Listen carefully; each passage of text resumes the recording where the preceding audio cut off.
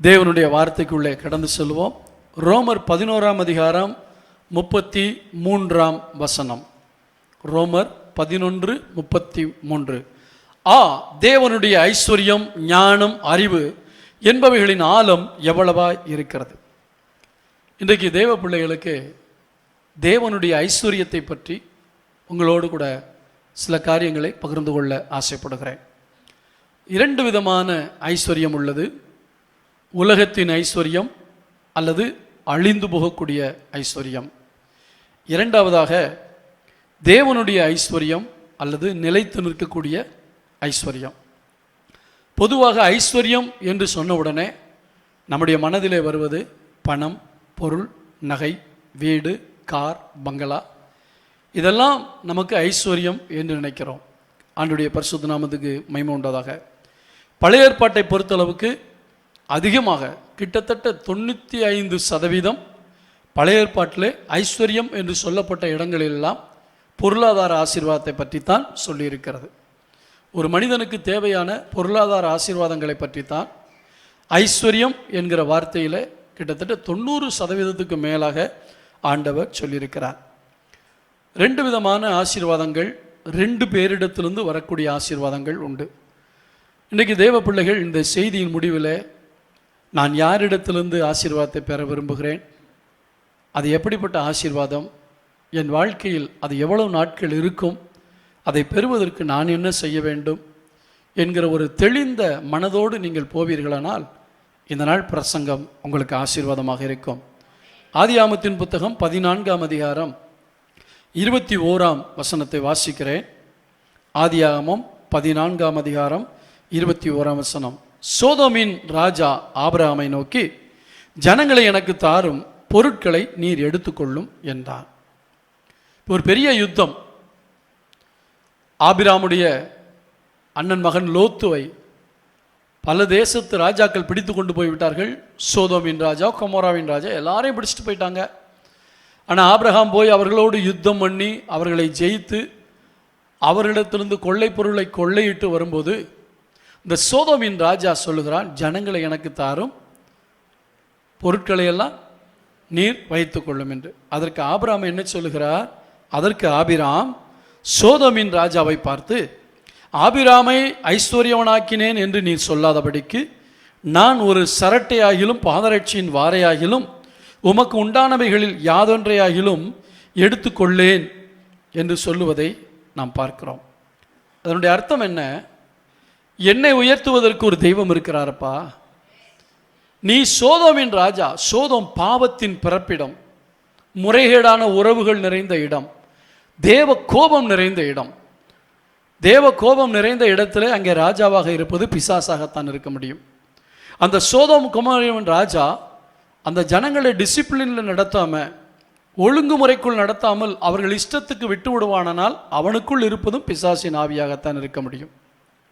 இன்றைக்கும் பல தேசங்களிலே, கிறிஸ்தவ தேசம் என்று சொல்லக்கூடிய தேசங்களிலே வேதத்துக்கு முரணான சட்டங்களை எழுதுகிறார்கள். ஜனங்கள் கோபித்துக் கொள்வார்கள், ஜனங்கள் அடுத்த முறை ஓட்டு போட மாட்டார்கள் என்பதற்காக ஓரினை சேர்க்கை, கே மேரேஜ், இப்படி பல காரியங்களை அவர்கள் சட்டமாக்கி இருக்கிறார்கள்.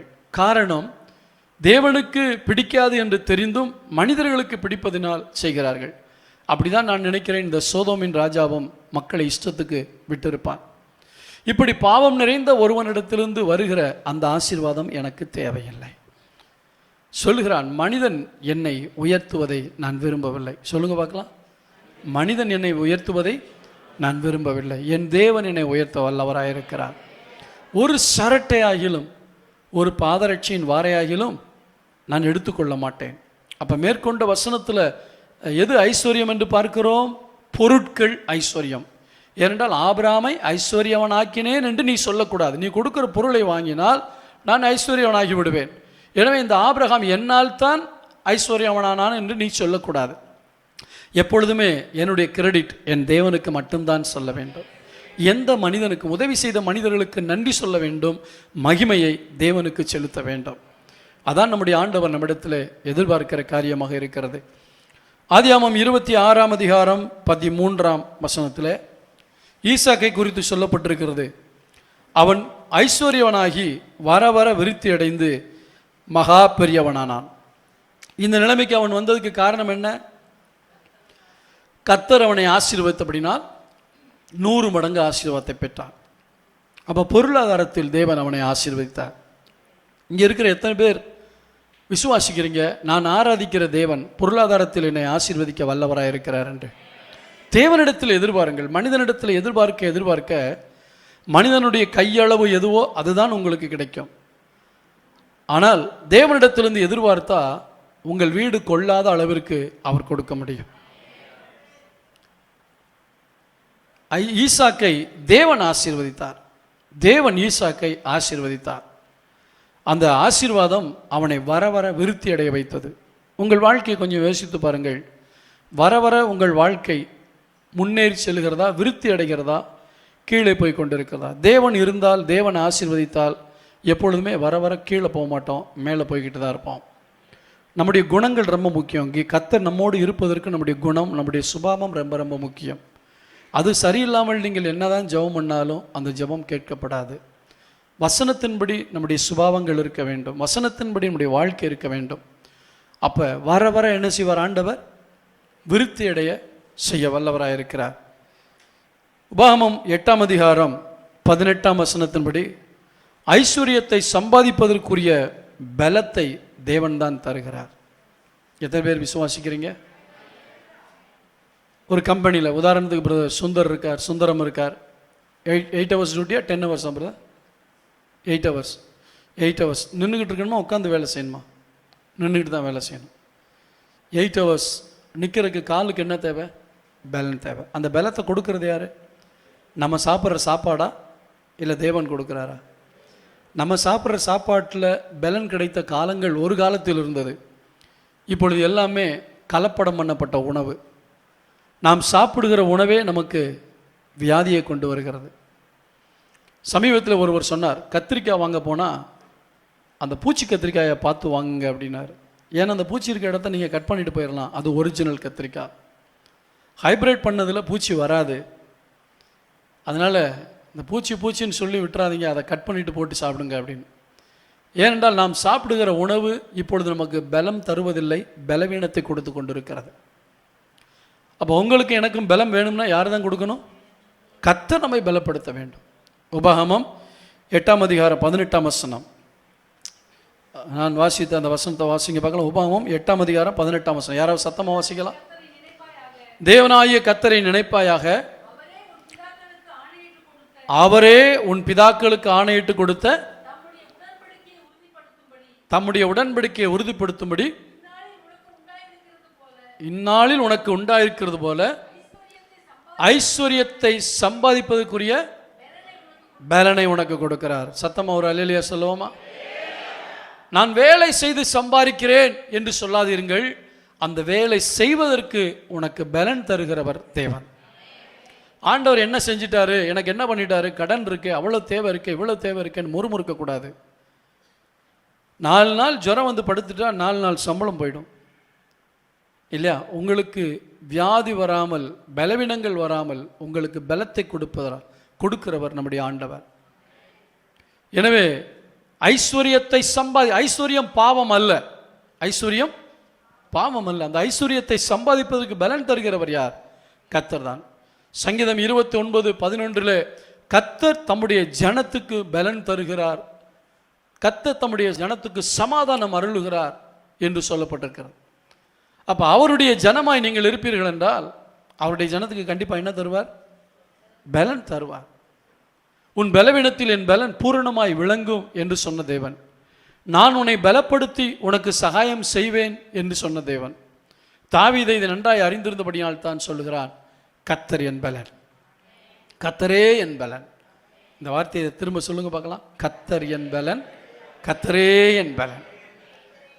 நான் ஐஸ்வர்யத்தை சம்பாதிப்பதற்கு நான் படிக்கும்போது என்னுடைய மூளை நன்றாய் ஞாபக சக்தி அடைவதற்கு அந்த மூளையில் பலத்தை கொடுக்கறதே யாரு? அந்த மூளைக்கு பலன் கொடுப்பது யாரு? கர்த்தர். உன் சுய பலம் அல்ல, உன் அறிவு திறன் அல்ல. நல்லா படிக்கிற பிள்ளைங்க இங்கே இருந்தால் கவனிச்சிங்க, உன் திறமை அல்ல. கொஞ்சம் ஞாபக மறதி வந்துருச்சுன்னா நீ படித்ததெல்லாம் போயிடுச்சு. படிப்பில் பெருமை பாராட்டக்கூடாது. அந்த படிப்பை தருவதற்குரிய ஞாபக சக்தியை கர்த்தர் கொடுக்கிறார். பலம் அவர்தான். வேலை செய்வதற்கு பலம், எல்லாவற்றுக்கும் பலம் அவர்தான். 1 நாளாகமம் 29ஆம் அதிகாரம் 12ஆம் வசனம். 1 நாளாகமம் 29:12. ஐஸ்வர்யமும் கனமும் உம்மாலே வருகிறது, தேவரீர் எல்லாவற்றையும் ஆளுகிறவர். உம்முடைய கருத்திலே சத்துவமும் வல்லமையும் உண்டு, எவரையும் மேன்மைப்படுத்தவும் பலப்படுத்தவும் உம்முடைய கரத்தினால் ஆகும். ஐஸ்வர்யம் யாரிடத்தில் இருக்கிறது? தேவனால் வருகிறது. ஐஸ்வர்யம் பாவம் அல்ல. திரும்ப சொல்லுகிறேன், ஐஸ்வர்யம் தேவனிடத்திலிருந்து வருகிறது.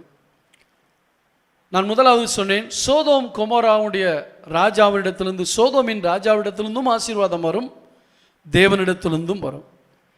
2 விதத்தில் ஆசீர்வாதங்கள் வரும். நாம் யாரிடத்திலிருந்து ஆசீர்வாதத்தை பெற்றுக்கொள்கிறோம் என்பதுதான் முக்கியம். சோதோமின் ராஜா பிசாசுக்கு ஒப்பாக இருக்கிறான். ஏனென்றால் பாவம் நிறைந்த இடத்தில் அவன் அரசனாக இருக்கிறான்.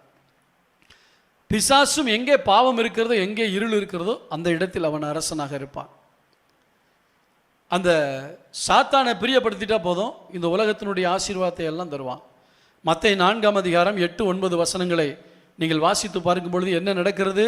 மறுபடியும் பிசாசு அவரை மிகவும் உயர்ந்த மலையின் மேல் கொண்டு போய் உலகத்தின் சகல ராஜ்யங்களையும் அவைகளின் மகிமையும் அவருக்கு காண்பித்து, நீர் சாஷ்டாங்கமாய் விழுந்து என்னை பணிந்து கொண்டால் இவைகளெல்லாம் உமக்கு தருவேன் என்று சொன்னார். நமக்கு ஒரு சந்தேகம், உலக மனிதர்கள் எப்படி ஐஸ்வர்யவான்களாக இருக்கிறார்கள்? நாம் கர்த்தருடைய பிள்ளையாக இருக்கிறோம், நாம் கஷ்டப்படுகிறோம். அவர்கள் எப்படி உயர்ந்து இருக்கிறார்கள் என்றால், சத்துருவை ஆராதிக்கும் போது சத்துரு பொருளாதார ஆசீர்வாதத்தை தருவேன் என்று இயேசுவிடத்திலே பேரம் பேசினான். அப்போ சாத்தானை வழிபட்டால் பொருளாதார ஆசீர்வாதம் கிடைக்குமா கிடைக்காதா? கண்டிப்பாக கிடைக்கும். ஆனால் அது நித்தியமானதல்ல, அதை தெரிந்து கொள்ள வேண்டும். அவனை பணிந்து கொண்டால் அவ்வளோதான், பரலோகத்தை இழந்துட வேண்டிதான், எல்லாத்தையும் இழந்துட வேண்டிதான். அவனிடத்திலிருந்து வருவதற்கு அவனை பணிந்து கொள்வது எப்படி தெரியுமா? ஞாயிற்றுக்கிழமை எனக்கு ஆராதனையை விட வேலை முக்கியம்ட்டு போனீங்கன்னா யாரை பணிந்து கொண்டீங்க? சாத்தானை பணிந்து கொள்கிறோம். ஞாயிற்றுக்கிழமை கர்த்தரை பணிந்து கொள்ளுகிற நாள். ஞாயிற்றுக்கிழமை டியூட்டிக்கு வந்தால் டபுள் டியூட்டி பார்க்குற மாதிரி உங்களுக்கு சம்பளம் தருவோம், 2 சம்பளம் தருவோம் அப்படின்னு சொன்னால், அந்த 2 சம்பளத்துக்கு நீங்கள் போனீங்கன்னா ஆட்டோமேட்டிக்காக அந்த பொருளாதாரத்துக்காக யாரை பணிகிறீங்க? சாத்தானை பணிந்து கொண்டால் 2 மடங்கு ஆசீர்வாதம் கிடைக்கும். ஆனால் ஆத்துமாவை அடகு வச்சிட வேண்டிதான். பிசாசு ஒரு பக்கம் பொருளாதார ஆசீர்வாதத்தை தருகிறான், அப்படி தானே? சரி, தேவன் தருவது 1 ராஜாக்கள் 3ஆம் அதிகாரம் 13ஆம் வசனம். இரவிலே சொப்பனத்திலே சாலமோனுக்கு தரிசனமாகி உனக்கு என்ன வேணும்னு கேட்குறாரு. அவன் இந்த ஜனத்தை ஆள்வதற்குரிய அறிவு ஞானம் வேண்டும் என்று கேட்டான். அப்பொழுது ஆண்டவர் அவனுடைய ஜெபத்தில் சந்தோஷப்பட்டு, இதுவுமன்றி நீ கேளாத ஐஸ்வர்யத்தையும் மகிமையும் உனக்கு தந்தேன் என்று ஆண்டவர் சொல்கிறார். அப்போ பழைய ஏற்பாட்டிலே ராஜாக்களை ஐஸ்வர்யவான்களாக்கினது யாரு? தேவன். 2 நாளாகமம் 18ஆம் அதிகாரம் 1ஆம் வசனத்தில் யோசபாத் ஐஸ்வர்யவனாக இருந்தான் என்று பார்க்கிறோம்.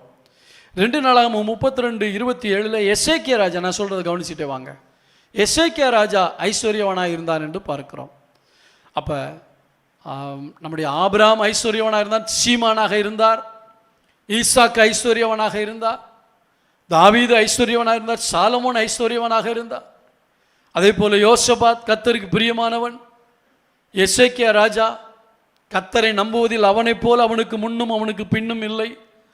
அப்படிப்பட்ட பெரிய பெரிய ராஜாக்கள் எல்லாம் ஐஸ்வர்யவான்களாய் மாறினது சுய பலத்தில் அல்ல, கர்த்தர் அவர்களை ஐஸ்வர்யவான்களாய் மாற்றினார். அல்லேலூயா. பழைய ஏற்பாடு முழுவதுமே பொருளாதார ஆசீர்வாதத்தை பற்றி கூறுகிறது.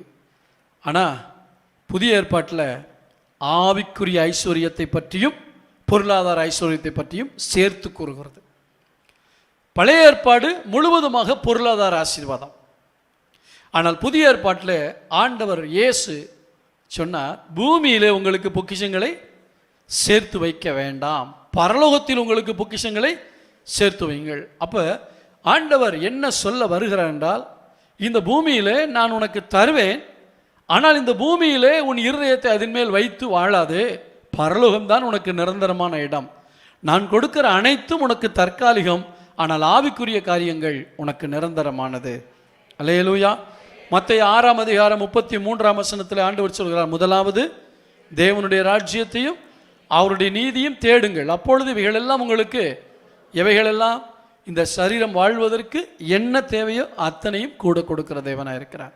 பசித்தால் ஆகாரம் தேவை, குளிர்னால் மூடிக்கொள்ள உடை தேவை, இருக்க இருப்பிடம் தேவை, ஒரு வாகனம் தேவை, வீட்டில் துணி துவைக்க ஒரு வாஷிங் மிஷின் தேவை, அரிசி அரைக்க ஒரு கிரைண்டர் தேவை, எல்லாம் தேவைகள் தான். ஆமென். இவைகளெல்லாம் ஆண்டவர் சொல்றார், கூட உனக்கு கொடுக்கப்படும். இல்லை என்பதற்காக ஏங்கி வாழக்கூடாது. ஒரு நாள் கொடுப்பார் என்கிற எதிர்பார்ப்போடு வாழ வேண்டும். எந்த பொருள் இல்லையோ, எங்கிட்ட இல்லையே, அவங்களுக்கெல்லாம் இருக்கே அப்படின்னு ஏக்கத்தோடு வாழாதிருங்கள். என்றாவது ஒரு நாள் என் தேவன் தருவார் என்கிற எதிர்பார்ப்போடு வாழுங்கள். ஆரம்ப காலங்களில் இந்த ஊழியத்தை ஆரம்பித்த புதுசில் எங்கள் வீட்டில் ஃப்ரிட்ஜு கிடையாது, கிரைண்டர்லாம் ஒன்றுமே கிடையாது. திடீர்னு பார்த்தா நாங்கள் அடுத்த வேலையெல்லாம் ஃப்ரிட்ஜில் வச்சு சாப்பிட்றதெல்லாம் கிடையாது. அந்தந்த நேரத்தில் சமைச்சு அப்பப்போ சாப்பிட்ருவான். ஃப்ரிட்ஜு கிடையாது. ஊழியத்துக்கு வந்து கேரிஸ் பிறக்கிற வரைக்கும் எங்கள் வீட்டில் என்ன கிடையாது, ஃப்ரிட்ஜு கிடையாது, கேஸ் கிடையாது, ஸ்டவ்வில் தான், கேஸ் கிடையாது, கிரைண்டர் கிடையாது, ஃப்ரிட்ஜு கிடையாது, இதெல்லாம் இல்லை. ஆனால் இதுக்காக நாங்கள் அலையலை, இதுக்காக கஷ்டப்பட்டு எப்படியாவது வாங்கணும்னு நாங்கள் முயற்சி பண்ணலை. ஏற்ற வேளையில் கர்த்தர் தருவாருன்னு. ஒரு நாள் திடீர்னு பார்த்தாலும் என்னுடைய நண்பர் ஒரு ஃப்ரிட்ஜை கொண்டு வந்து வீட்டில் வச்சுக்கங்கன்ட்டு போயிட்டார். அடுத்து பார்த்தா அவங்க தங்கச்சி ஒரு கிரைண்டர் முதல்ல அவங்க தான் வாங்கி கொடுத்தாங்கன்னு நினைக்கிறேன். ஒரு கிரைண்டரை வாங்கி கொடுத்துட்டு போயிட்டாங்க. ஏற்ற வேலை வரும்போது எல்லாமே கர்த்தர் கொடுப்பார். ஏங்கி வாழ்வதை விட எதிர்பார்த்து வாழ்வது நல்லது. பக்கத்தில் உங்களை பார்த்து சொல்லுங்க, ஏங்கி வாழ்வதை விட, சொல்லுமா டெய்ஸி, வாயத்தரன்னு சொல்லுங்க பார்க்கலாம். பிள்ளைங்க யார்? திரும்ப ஒருக்கா சொல்லுமா, ஏங்கி வாழ்வதை விட எதிர்பார்த்து வாழ்வது நல்லது. ஏனென்றால் நான் எதிர்பார்க்கிற காரியத்தை கொடுக்க ஒருவர் இருக்கிறார், என் தேவன் ஒருவர் இருக்கிறார். இதை நாம் புரிந்து கொள்ள வேண்டும். கர்த்தருக்கு ஸ்தோத்திரம். தேவனுடைய பார்வையிலே ஐஸ்வர்யம் எப்படிப்பட்டது? மனிதனுடைய பார்வையில் ஐஸ்வர்யம் எப்படிப்பட்டது என்றால், ஐயோ அதை தவிர எனக்கு ஒன்றுமே வேணாம், அது இருந்தால் போதுங்கிற அளவுக்கு ஐஸ்வர்யம். நேற்று தினத்தில் யூடியூப்பில் இந்த பென்ஸ் காருடைய இந்த கார் வீடுன்னு வச்சு இருப்பாங்க பார்த்துருங்களா? பென்ஸ் கார்னால் அது பெரிய பஸ்ஸு, பென்ஸ் கார் அல்ல, பஸ்ஸு. அந்த பஸ்ஸிலே குடித்தனம் நடத்தலாம் அந்த அளவுக்கு. அதை கொஞ்சம் போட்டுக்கிட்டு இருந்தால் பார்த்தோம். உள்ளுக்குள்ளே ஏறின உடனே ஒரு பெரிய ஹால் மாதிரி, அதில் நிறையா நம்ம வீட்டில் இருக்க மாதிரி சோஃபா செட்டு இதெல்லாம் போட்டு, அங்கே டிவி, அங்கே பெட்ரூமு, அங்கே வாஷிங் மிஷின் இருக்குது, அங்கே வேக்கம் கிளீனர் இருக்குது, அங்கே எல்லா வசதிகள், பாத்ரூம் வசதி எல்லாமே இருக்குது. வெளியே பார்த்தா ஒரு பஸ்ஸு, உள்ளே பார்க்கும்போது ஐயோ அது எத்தனை கோடி இருக்குன்னு நமக்கு தெரியாது. அட்ராக்ஷனாக இருக்குது, அவ்வளோ அழகாக இருக்குது. பார்க்கும்போது நாம் வியந்து போகிறோம் இல்லையா? ஒரு மனுஷன் வைத்திருக்கிற காரை பார்க்கும் பொழுது நாம் வியந்து போகிறோம். பல காரியங்களை பார்த்து, கட்டியிருக்கிற வீட்டை பார்த்து வியந்து போகிறோம். அணிந்திருக்கிற ஆடையை பார்த்து, அவர்கள் அணிந்திருக்கிற அணிகலன்களை பார்த்து வியந்து போகிறோம். ஆனால் ஆண்டவர் ஐஸ்வர்யத்தை பார்த்து வியந்து போகிற தெய்வம் அல்ல. ஆமென் சொல்லுவோமா? எடுத்து வாசிக்கலாமா? நீங்கள் எல்லாரும் இந்த வசனத்தை, உங்கள் பைபிளில் இப்படி ஒரு வசனம் இருக்குங்கிறத நீங்கள் பார்க்கணும். யோபுவின் புத்தகம் 34ஆம் அதிகாரம் 19ஆம் வசனத்துக்கு என்னோடு கூட திருப்பிக் கொள்ளுங்கள். யோபு 34:19 எல்லாரும் சேர்ந்து வாசிப்போம். இப்படி இருக்க பிரபுக்களின் முகத்தை பாராமலும் ஏழையை பார்க்கிலும் ஐஸ்வர்யவானே அதிகமாய் எண்ணாமலும் இருக்கிறவரை நோக்கி இப்படி சொல்லலாமா? இவர்கள் எல்லாரும் அவர்கள் கரங்களின் கிரியைகளே. இப்போ இந்த வசனம் என்ன சொல்லுதுமா? ஏழையை விட பணக்காரனை ரொம்ப அதிகமாக கண்டுக்க மாட்டார் ஆண்டவர். அதான் ஒரு அலையிலே சொல்லுங்க பார்க்கலாம். ஆண்டவரே இப்படி இருக்கும்போது சிலர் எங்களை பற்றி என்ன நினைக்கிறாங்க தெரியுமா? பாஸ்டர்லாம் கொஞ்சம் பணக்கார வீடு, பணம் இருக்க வீட்டுக்கு தான் போவார் போல், எங்கள் வீட்டுக்கெல்லாம் வருவாரா அப்படிங்கிற மாதிரி சிலருக்குள்ள பிசாசி எண்ணத்தை போட்டிருக்கான். ஹலோ, நான் ஆராதிக்கிற ஆண்டவரே ஐஸ்வர்யவான கண்டுக்கிற தெய்வம் கிடையாது. அந்த வசனத்துக்கு அர்த்தம் புரியுதா உங்களுக்கு? என்ன சொல்லுது? ஏழைகளை பார்க்கிலும் ஐஸ்வர்யவானை அதிகமாக எண்ணாமலும். இப்போ புரியுதா? எத்தனை பேருக்கு புரியுது? அவன் பணக்காரனா இருந்துட்டு போனான்ப்பா, அது அவன் பாடு.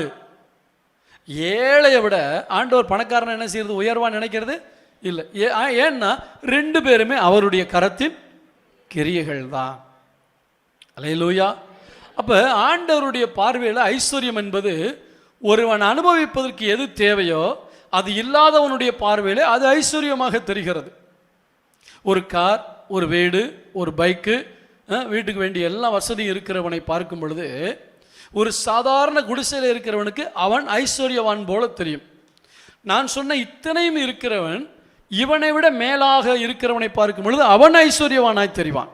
அப்போ எங்கிட்ட இல்லாத ஒன்று இன்னொருவனிடத்தில் இருக்கும் பொழுது அதை ஐஸ்வர்யம் என்று சொல்லுகிறேன். ஆனால் ஆண்டவர் ரெண்டு பேரையும் ஒன்று போல்தான் பார்க்கிறார். இருக்கிறவனையும் இல்லாதவனையும் ஒன்று போலதான் தேவன் பார்க்கிறார். கர்த்தருக்கு ஸ்தோத்திரம் உண்டாக. தேவனுடைய ஐஸ்வர்யத்தை பெறாமல் உலக ஐஸ்வர்யம் உள்ளவர்களை கர்த்தர் ஒரு பொருட்டாக எண்ணுவதே இல்லை. ஸ்தோத்திரம். ஏனென்றால் அது அழியக்கூடியது, அது நிலையற்றது. எனவேதான் இயேசு சொன்னார், லூக்கா 12ஆம் அதிகாரம் 21ஆம் வசனத்துக்கு திருப்பிக் கொள்ளுங்கள். லூக்கா 12ஆம் அதிகாரம் 21ஆம் வசனம். தேவனிடத்தில் ஐஸ்வர்யவனாயிராமல் தனக்காகவே பொக்கிஷங்களை சேர்த்து வைக்கிற மனுஷன் இப்படியே இருக்கிறான் என்றார். எப்படியே இருக்கிறான்? எப்படியே இருக்கிறான் சொல்லுங்க பார்க்கலாம். லூக்கா 12ஆம் அதிகாரத்தில் ஆண்டவர் சொன்ன ஓமையை நம்ம இப்போ படிக்கணும். எல்லாரும் எடுத்துக்கொள்ளுங்க, எல்லாரும் எடுத்துக்கொள்ளுங்க. 16ஆம் வசனத்திலிருந்து சேர்ந்து வாசிக்க போகிறோம். இப்போ ஆண்டவர் சொன்னதை பாருங்க. 15ஆம் வசனம் என்ன சொல்லுகிறது? வாசிப்போம். பின்பு அவர் அவர்களை நோக்கி, பொருளாசையை குறித்து எச்சரிக்கையாயிருங்கள். ஏனெனில் ஒருவனுக்கு எவ்வளவு திரளான ஆஸ்தி இருந்தாலும் அது அவனுக்கு ஜீவன் அல்ல. அது தேவை, ஆனால் அது அவனுடைய வாழ்க்கை அல்ல. ஆஸ்தி அவனுக்கு ஜீவன் அல்ல. இதுதான் கர்த்தருடைய பார்வையில் ஐஸ்வர்யம். உலக மனிதனுடைய பார்வையில் ஐஸ்வர்யம் எது? ஐயோ, அது இருந்தால் தான் என்னால் வாழ முடியும், இது இல்லாமல் என்னால் வாழ முடியாதுங்கிறது. அதை பெரிதாய் நினைப்பது மனிதனுடைய கணிப்பு. ஆனால் ஆண்டவர் என்ன சொல்ற, உனக்கு எவ்வளவு சொத்து இருந்தாலும் சொத்தை ஜீவனா மட்டும் என்ன செஞ்சிடாத, நினைச்சிடாத. வாசிப்போம் தொடர்ந்து.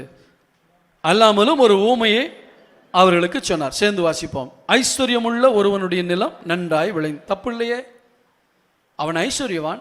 நிலத்தை விளைய செய்கிறவர் யார் சொல்லுங்க? தேவன். அவன் ஐஸ்வர்யவனாக இருந்தது பாவமா? இல்லை. ஐஸ்வர்யவனாக இருந்தது தப்பு அல்ல, பாவம் அல்ல. அவனுடைய நிலம், இவெல்லாம் ஐஸ்வர்யவான், இவனுக்கு எதுக்கு அதிகமாக கொடுக்கணும்? இன்னைக்கு ஒரு பாஸ்டர் வேதனையோட ஒரு காரியத்தை சொன்னார். சர்ச்சுக்கு தான் நிறையா பணம் வருது, நான் எதுக்கு கொடுக்கணும் அப்படின்ட்டு என்ன செய்கிறாங்களாம், சில ஆட்கள் கொடுக்குறத நிப்பாட்டிட்டாங்க பாஸ்டர் அப்படின்னு ஒரு வேதனையோட ஒரு பாஸ்டர் சொல்லிக்கிட்டு இருந்தார். ஏன்னா நாங்கள் எவ்வளவு ஊழியத்துக்கு செலவழிக்கிறோம், எவ்வளோ வெளியே போகுதுன்னு ஜனங்களுக்கு என்ன செய்கிறதில்ல, தெரியல. உதாரணத்துக்கு நம்முடைய தலைமை போதகர் எடுத்துக்கொள்ளுமே. யார்? ஆல் இண்டியா லெவலில் கேட்டிங்களா, அவர் எடுத்துக்கொள்வோம். அவருக்கு ஒரு மாதத்துக்கு எத்தனையோ கோடிகள் வருமானம் வருகிறது. யூடியூப்ல எல்லாம் போட்டு கிளிகளையும் கிளிக்கிறான், பெரிய பணக்கார சபைன்ட்டு. ஆனால் அவர் எத்தனை கோடி வெளியே அனுப்புகிறாரு தெரியுமா? எத்தனை மிஷினரிகள் அனுப்பப்படுறாங்க தெரியுமா? எத்தனை இடத்துக்கு இடம் வாங்கி தர்றாரு தெரியுமா? எத்தனை ஊழியர்களுக்கு எவ்வளவு செய்கிறாரு தெரியுமா? அது எங்களுக்கு தெரியும். ஏன்னா வரவு செலவு கணக்கை நாங்கள் பார்க்கும்போது பொதுவாக புஸ்தகம் கொடுத்து விடுவார்கள், பப்ளிக்காக கொடுத்துருவாங்க. அசம்பிளி சாகாலில் இருக்க அத்தனை பாஸ்டரும் எந்த காரியத்துக்கு எவ்வளோ கொடுத்தாங்கிறது வெளிப்படையாக ஒரு புக்கு வரும். அதில் தான் பார்த்தா எத்தனை கோடி கொடுத்தாருன்னு தெரியும். இப்போ அவருக்கு அவ்வளோ பணம் வந்தாலும் பணம் என்ன செய்யலை, பத்தலை. ஆனால் 5 ரூபா 10 ரூபா வர்றவங்களுக்கு என்ன தெரியும், அவருக்கு என்னப்பா குறைச்சல் அப்படின்னு. அப்போ நன்றாய் விளைவது தப்பே கிடையாது. இருக்கிறவங்களுக்கு இன்னும் தேவைதான். நான் உதாரணத்துக்கு சொல்கிறேன். இன்றைக்கி பசிக்கு உங்களுக்கு 1 கிலோ அரிசி இருந்தால் போதும், உங்கள் வாழ்க்கை முடிஞ்சிடும். ஆனால் கம்பெனி நடத்துகிற ஒரு முதலாளிக்கு அன்னைக்கு கொஞ்சம் பணம் இருந்தால் தான் வர்றவங்களுக்கு சம்பளம் கொடுக்க முடியும். புரிகிறதா? அவரவருடைய நிலைமைக்கு ஏற்றபடி அவர்களுடைய தேவைகள் அதிகரிக்கும். உங்கள் லெவலுக்கு உங்கள் தேவை, அடுத்த லெவலில் வாழ்கிறவங்களுக்கு அவங்களுக்கு ஏற்ற மாதிரி தேவை. உங்களுக்கு சைக்கிளுக்கு காத்தடிக்க 5 ரூபா இல்லையான்னு யோசிப்பீங்க, பெட்ரோல் போடுறதுக்கு 100 ரூபா இல்லையான்னு யோசிப்பான். புரியுதா உங்களுக்கு? மனிதனுடைய தேவையை பொறுத்து தான் ஆண்டவர் ஆசீர்வாதங்களையும் கொடுக்குறார். தேவையில்லாமல் அதிகமாக பணத்தை உங்கள் கையில் கொடுக்க மாட்டார். ஏன்னா அந்த பணம் உங்களை கெடுத்துருன்னு ஆண்டவருக்கு நல்லாவே தெரியும். அதனால் தேவைகளுக்கு ஆண்டவர் கொடுக்கிறார். பாருங்கள், நன்றாய் விளைந்தது. அப்பொழுது அவன், ஏன் இப்படி கேட்குற, நல்லா விளைஞ்சா அடுத்தவங்களுக்கு கொடுக்க வேண்டியதானே? நல்ல விளையுதில் சந்தோஷப்பட்டு கர்த்தருக்கு கொடுக்க வேண்டியதானே, ஏழைகளுக்கு கொடுக்க வேண்டியதானே? அப்போ என்ன சொல்கிறான், நன்றாய் விளைந்து நான் என்ன செய்வேன், என் தானியங்களை சேர்த்து வைக்கிறதுக்கு இதான் தவறு, இதான் தவறு. எனக்கு சேர்த்து வைக்க இடம் இல்லைன்னா ஏற்கனவே நிறையா சேர்த்து வச்சிருக்கேன், இன்னும் சேர்க்கணும். இதுதான் பாவம். ஐஸ்வர்யம் பாவம் அல்ல. கர்த்தர் உனக்கு ஆசீர்வாதத்தை கொடுத்திருக்கும் போது இது போதாது போதாது போதாது என்று இன்னும் இன்னும் என்று அந்த பணத்துக்கு பின்பாகவே ஓடுகிறாயே, அதுதான் பாவமாய் மாறுகிறது. அப்படிப்பட்டவங்க யாராவது இருந்தீங்கன்னா கொஞ்சம் ஜாக்கிரதையா இருங்க.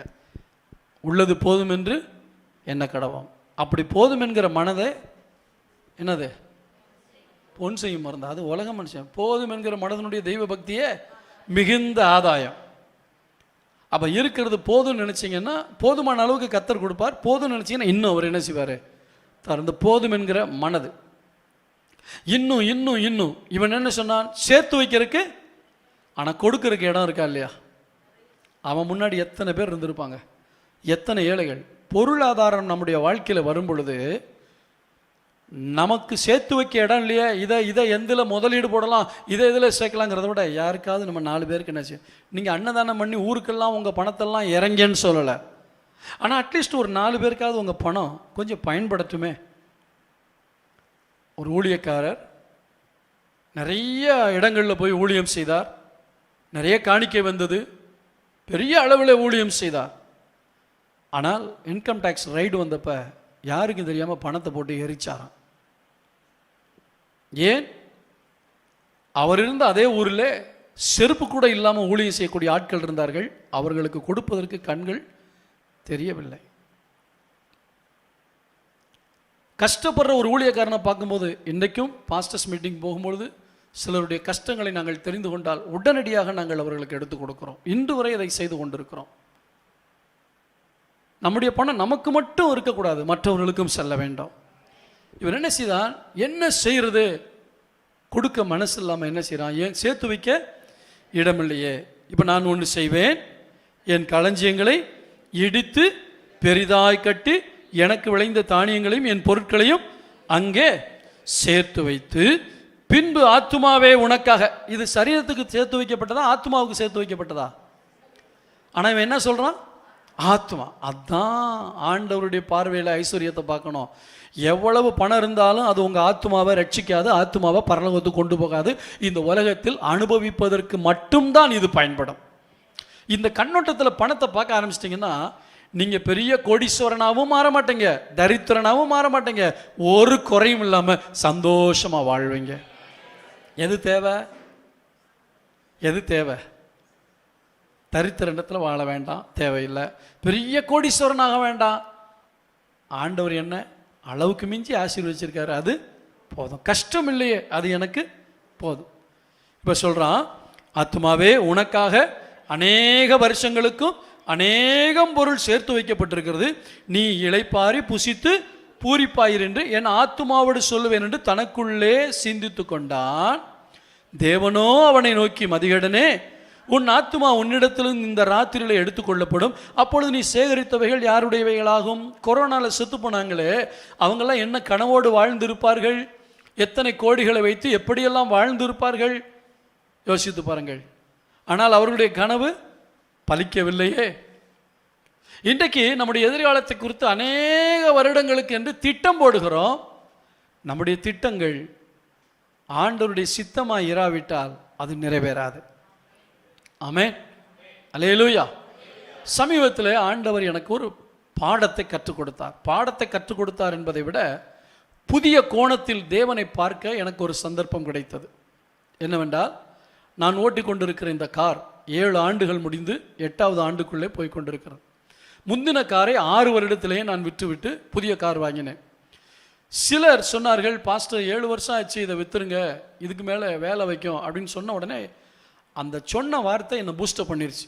சரி, எல்லாரும் சொல்கிறாங்களே புது காரை வாங்கிடலாம் அப்படின்ட்டு ஆண்டவரே 7 வருஷம் ஆச்சுப்பா, புது காரை மாற்றணும். ஆண்டவர் வேணான்னு சொல்லலை, நான் இருக்கும்போது ஏன்டா கவலைப்படுறேங்கிற மாதிரி ஒரு உணர்வை கொடுத்தார். நான் இருக்கேன் செய்ய அப்படின்னு. ஆனால் அதற்கு பின்பு பல காரியங்களை யோசிச்சு ஆண்டவர்கிட்ட வந்து ஜெபிக்கும்போது அப்புறம் கேட்டேன், ஆண்டவர் என்ன ஆசைப்பட்டால் கொடுக்குறேன்னு சொல்லிட்டீங்க, ஆனால் உங்கள் சித்தமா அப்படின்னா அந்த சேரில் உட்காந்துக்கிட்டு ஒரு நக்கலை ஆண்டவர் சிரிக்கிற மாதிரி எனக்கு தெரிஞ்சது. என்னென்னா, நீ கேட்குறத நான் கொடுப்பேன், ஆனால் என் சித்தத்தை எதிர்பார்த்தேன்னா என் சித்தம் என்னங்கிறத சொன்னால் நீ ஏற்றுக்குருவியா? அந்த சித்தத்தை எப்படி சொல்லுவார்? பல மனுஷங்கள் மூலமாக தான் நமக்கு உணர்த்துவார். ஆமென் சொல்லுவோமா? அவரும் பேசுவார், பல மனிதர்கள் மூலமாய் பேசுவார். அப்போ நான் ஒரு காரியத்தை கேட்கும்போது ஆண்டவர் எனக்கு கொடுக்க வல்லவராக இருக்கிறார். அதை தருவேன் என்று சொல்லுகிறார், தர மாட்டேன் என்று சொல்ல மாட்டார். ஆனால் அதே சமயத்தில் அவருடைய சித்தம், அவருடைய திட்டம், அவர் என்ன நினைத்திருக்கிறார் என்பதை பார்க்கும் பொழுது நாம் நினைப்பதற்கு மாறாக இருந்தால் அதை ஏற்றுக்கொள்ளக்கூடிய மனப்பக்குவம் நமக்கு வேண்டாம். இல்லையா சொல்லுவோமா? நான் டெஸ்ட் டிரைவெல்லாம் போயிட்டேன். ஒரு காரை வீட்டுக்கு வர வச்சு புது காருக்கு டெஸ்ட் டிரைவெல்லாம் போயிட்டேன். ஆனால் அடுத்த நிமிஷத்தில் வேண்டான்னு சொல்லி அந்த எண்ணம் வந்தமே, அந்த 0% கூட அந்த காரை பற்றிய எண்ணம் உள்ளத்தில் இல்லாமல் கர்த்தர் எடுத்து போட்டார். இதுதான் கர்த்தர் நடத்துகிற ஒரு காரியம். கர்த்தர் நமக்கு நடத்துகிற ஒரு காரியம். இவன் சொல்லுகிறான், இவ்வளவு இருக்குதே ரொம்ப நாளைக்கு அப்படிங்கிற. ஆண்டவர் சொல்ற, இன்னைக்கு நீ செத்துட்டேன்னு நீ சேர்த்து வச்சதெல்லாம் யாருடைய வீழாகும் அப்படி சொல்லிட்டு தான் ஆண்டவர் சொல்றாரு, தேவனிடத்தில் ஐஸ்வர்யவனாயிராமல் தனக்காகவே பொக்கிஷங்களை சேர்த்து வைக்கிறவன் இப்படியே இருக்கிறான் என்றார். பிரசங்கி 5ஆம் அதிகாரம் 13ஆம் வசனத்தை வாசிக்கலாம். பிரசங்கி 5ஆம் அதிகாரம் 13ஆம் வசனம். சூரியனுக்கு கீழே நான் கண்ட வேறொரு கொடிய தீங்கும் உண்டு, அதாவது ஐஸ்வர்யமானது அதை உடையவர்களுக்கே கேடுண்டாகும்படி சேகரித்து வைக்கப்படுவதாம். அதை சேகரித்து வைக்கும்போது அது என்னவா மாறுது? ஆசீர்வாதமாக இல்லாமல் கேடாக மாறுகிறது. ஆனால் நாம் அனுபவிப்பதற்கு சகல நன்மைகளையும் சம்பூரணமாய் கொடுக்கிற தேவன் நம்மோடு இருக்கிறார். அல்லேலூயா, ஸ்தோத்திரம் உண்டாதாக. நீதிமொழிகள் 11ஆம் அதிகாரம் 28ஆம் வசனத்தை உங்களுக்காக நான் வாசிக்கிறேன். நீதிமொழிகள் 11:28. தன் ஐஸ்வர்யத்தை நம்புகிறவன் விழுவான், நீதிமான்களோ துளிரை போல தழைப்பார்கள். 2 காரியம், விழுவான், தழைப்பான். யார் விழுவான்? பணத்தை நம்பி வாழ்கிறவன், ஐஸ்வர்யத்தை நம்பி வாழ்கிறவன். நல்ல கவனிங்க, நான் 2 சொல்லிட்டேன். ஐஸ்வர்யம் தேவனும் தருகிறார், பிசாசும் தருகிறார். பிசாசிலிருந்து பெற்றுக்கொள்வதற்கு அவனை பணிந்து கொண்டால் அவனை கொஞ்சம் எக்ஸ்கியூஸ் பண்ணால் போதும், தந்துடுவான். தேவனுக்கு பிரியமாக வாழ்ந்தா, தேவனை பின்பற்றினா அவரும் ஐஸ்வர்யத்தை தருகிறார். ஆனால் இருதயத்தை எதின் மேலே வைக்கக்கூடாது. இவ்வளோ பணம் இருக்கு. ஒரு மிகப்பெரிய ஒரு தொழில் அதிபர் உயிருக்கு போராடி கொண்டிருக்கும் பொழுது மருத்துவரை பார்த்து பிள்ளைகள் எல்லாம் சொன்னாங்களா, எத்தனை கோடி வேணாலும் தர்றோம், எப்படியாவது எங்கள் அப்பாவை காப்பாற்றிருங்க. அந்த மருத்துவர்கள் சொன்னார்களாம், எத்தனை கோடியும் உதவாது, எத்தனை கோடியும் உதவாது. அதான் சொல்லப்பட்டிருக்கு, பணம் இருக்குல்ல சமாளிச்சிடலாம். தெய்வ பிள்ளைகளே, தேவன் இருக்கிறார், சமாளிப்பார். அப்படி தான் நம்ம வாயில் வரணும். பணம் இருக்குது சமாளிச்சிடலான்னு நமக்குள்ளே என்ன வரவே கூடாது. ஒருவேளை அப்படி எண்ணி இருந்தீங்கன்னா இன்னைக்கு திருத்திக்கிங்க. ஆண்டவரே நீங்கள் இருக்கீங்க, எனக்கு கவலை இல்லை. பணம் இருக்குது சமாளிச்சிடலான்னு நான் ஒரு நாள் என்ன செய்யக்கூடாது. தன் ஐஸ்வர்யத்தை நம்புகிறவன் விழுவான். ஆனால் தேவனால் நீதிமானாக்கப்பட்டு தேவனோடு வாழ்கிற நீதிமான் இருக்கானே, அவன் விழமாட்டான், அவன் தழைத்து கொண்டே இருப்பான். அல்லேலூயா, ஸ்தோத்திரம் உண்டாவதாக. நீதிமொழிகள் 11 நாளை பாருங்கள், 4ஆம் வசனத்தை பாருங்க. கோபாக்கினை நாளிலே ஐஸ்வர்யம் உதவாது, நீதியோ மரணத்துக்கு. இந்த கோபாக்கினை நாளில் அதாவது ஆண்டவர் நியாய தீர்ப்பு கொடுக்கும்போது நீங்கள் சேர்த்து வச்ச பணத்தெல்லாம் கொண்டு போய் கொடுத்து அவரை சமாளிக்க முடியுமா? இங்கே உள்ள நீதிபதியை சமாளிச்சிடலாம். சூட்கேஸை கொண்டு கொடுத்தா தீர்ப்பே மாறிடும். நம்ம நாட்டில் அப்படி தான் இருக்குது. பிரசங்க அன்னைக்கே சொல்லிட்டான், சூரியனுக்கு கீழே நான் கண்ட இன்னொரு வேதனையான காரியம்னா, நியாயஸ்தலத்தை கண்டேன், அங்கே அநீதி வாசமாக இருந்தது என்று சொல்லுகிறான். நியாயத்தை சொல்லக்கூடிய நியாயாதிபதிகளே இன்றைக்கு தவறு செய்து கொண்டிருக்கிறார்கள். எனவே தான் சொல்லப்பட்டிருக்கிறது, கோபாக்கணி நாளில் எது உதவாது? ஐஸ்வர்யம் உதவாது. நம்முடைய பணம் தேவனுடைய கோபத்தை மாற்றாது. தேவனுக்கு லஞ்சம் கொடுக்க முடியாது, தேவனுக்கு காணிக்கை கொடுக்க முடியும், தேவனுக்கு நன்றி உணர்வோடு தசமபாகம் கொடுக்க முடியும். ஆனால் நீங்கள் ஒரு காரியத்தை சாதிப்பதற்காக கர்த்தருக்கு லஞ்சம் கொடுக்க முடியாது. ஆமென் சொல்லுங்களேன். நிறைய பணம் கொடுத்துட்டா கர்த்தர் மயங்கிடுவாரா? மனுஷன் மயங்கலாம். ஏன்னா ஆண்டவர் பணத்தில் என்ன செய்ய மாட்டார்? மயங்கவே மாட்டார். அந்த பணத்தை கொடுக்குறவரே அவர் தானே. கொடுக்குறவர் அந்த பணத்தில் மயங்கிடுவாரா? கோபாக்கணி நாளில் ஐஸ்வர்யம் உதவாது, ஆனால் நீதி கடைசி நாளில் நரகத்திலிருந்து நம்மளை தப்புவிப்பது எது? நமக்குள்ள இருக்கிற நீதி. அந்த நீதி என்பது நீதியாகிய இயேசு கிறிஸ்து. அவர் நம்மை தப்பு வைக்கிறார். கர்த்தருக்கு ஸ்தோத்திரம். கோபாக்கனி நாளிலே ஐஸ்வர்யம் தப்பு வைக்காது. ஒரு வசனத்தை வாசிக்கலாம். எஸ்தர் 5ஆம் அதிகாரம் 11ஆம் வசனம். எஸ்தரின் புத்தகம் 5ஆம் அதிகாரம் 11ஆம் வசனத்தில், தன் ஐஸ்வர்யத்தின் மகிமையையும் தன் பிள்ளைகளின் திரட்சியையும் ராஜா தன்னை பெரியவனாக்கி தன்னை பிரபுக்கள் மேலும் ராஜாவின் ஊழியக்காரர் மேலும் உயர்த்தின எல்லாவற்றையும் ஆமான் அவர்களுக்கு விவரித்து சொன்னான். ஆமான் தேவ பிள்ளைகளுடைய யூதர்களுடைய சத்துருவாயிருந்த ஆமான் பெரிய ஐஸ்வர்யவனாக இருந்தார். பாருங்கள், 7ஆம் அதிகாரம் 9ஆம் வசனத்தினுடைய 7ஆம் அதிகாரம் 10ஆம் வசனத்தை வாசிக்கலாம் சேர்ந்து. அப்படியே ஆமான் மொர்தெகாய்க்கு ஆயத்தம் பண்ணின தூக்கு மரத்தில் ஆமானையே தூக்கி போட்டார்கள். அப்பொழுது ராஜாவின் உக்கிரம் தணிந்தது. கோபாக்கனி நாளிலே ஐஸ்வர்யம் உதவாது. இந்த ராஜாவுடைய கோபத்துக்கு முன்பாக இந்த ஆமான் நிறைய சொத்தை கொண்டு வந்து கொடுக்குறேன், என் ஜீவனை மட்டும் விட்டுரு சொல்ல முடிந்ததா? முடியவில்லை. சாதாரண ஒரு ராஜாவுக்கு முன்பாகவே பணம் ஐஸ்வர்யம் செல்லுபடியாகாவிட்டால் அந்த ராஜாதி ராஜா ஐஸ்வர்ய சம்மனருக்கு முன்பாக பணம் செல்லுபடியாகாது. ஆனால் தன்னை ஆராதிக்கிற பிள்ளைகளுக்கு வேண்டிய ஐஸ்வர்யத்தை கொடுக்கிறார். வேண்டிய ஐஸ்வர்யத்தை கொடுக்கிறார். இருதயத்தை ஐஸ்வர்யத்தின் மேல் வைத்து விடாதே என்று சொல்லுகிறார்.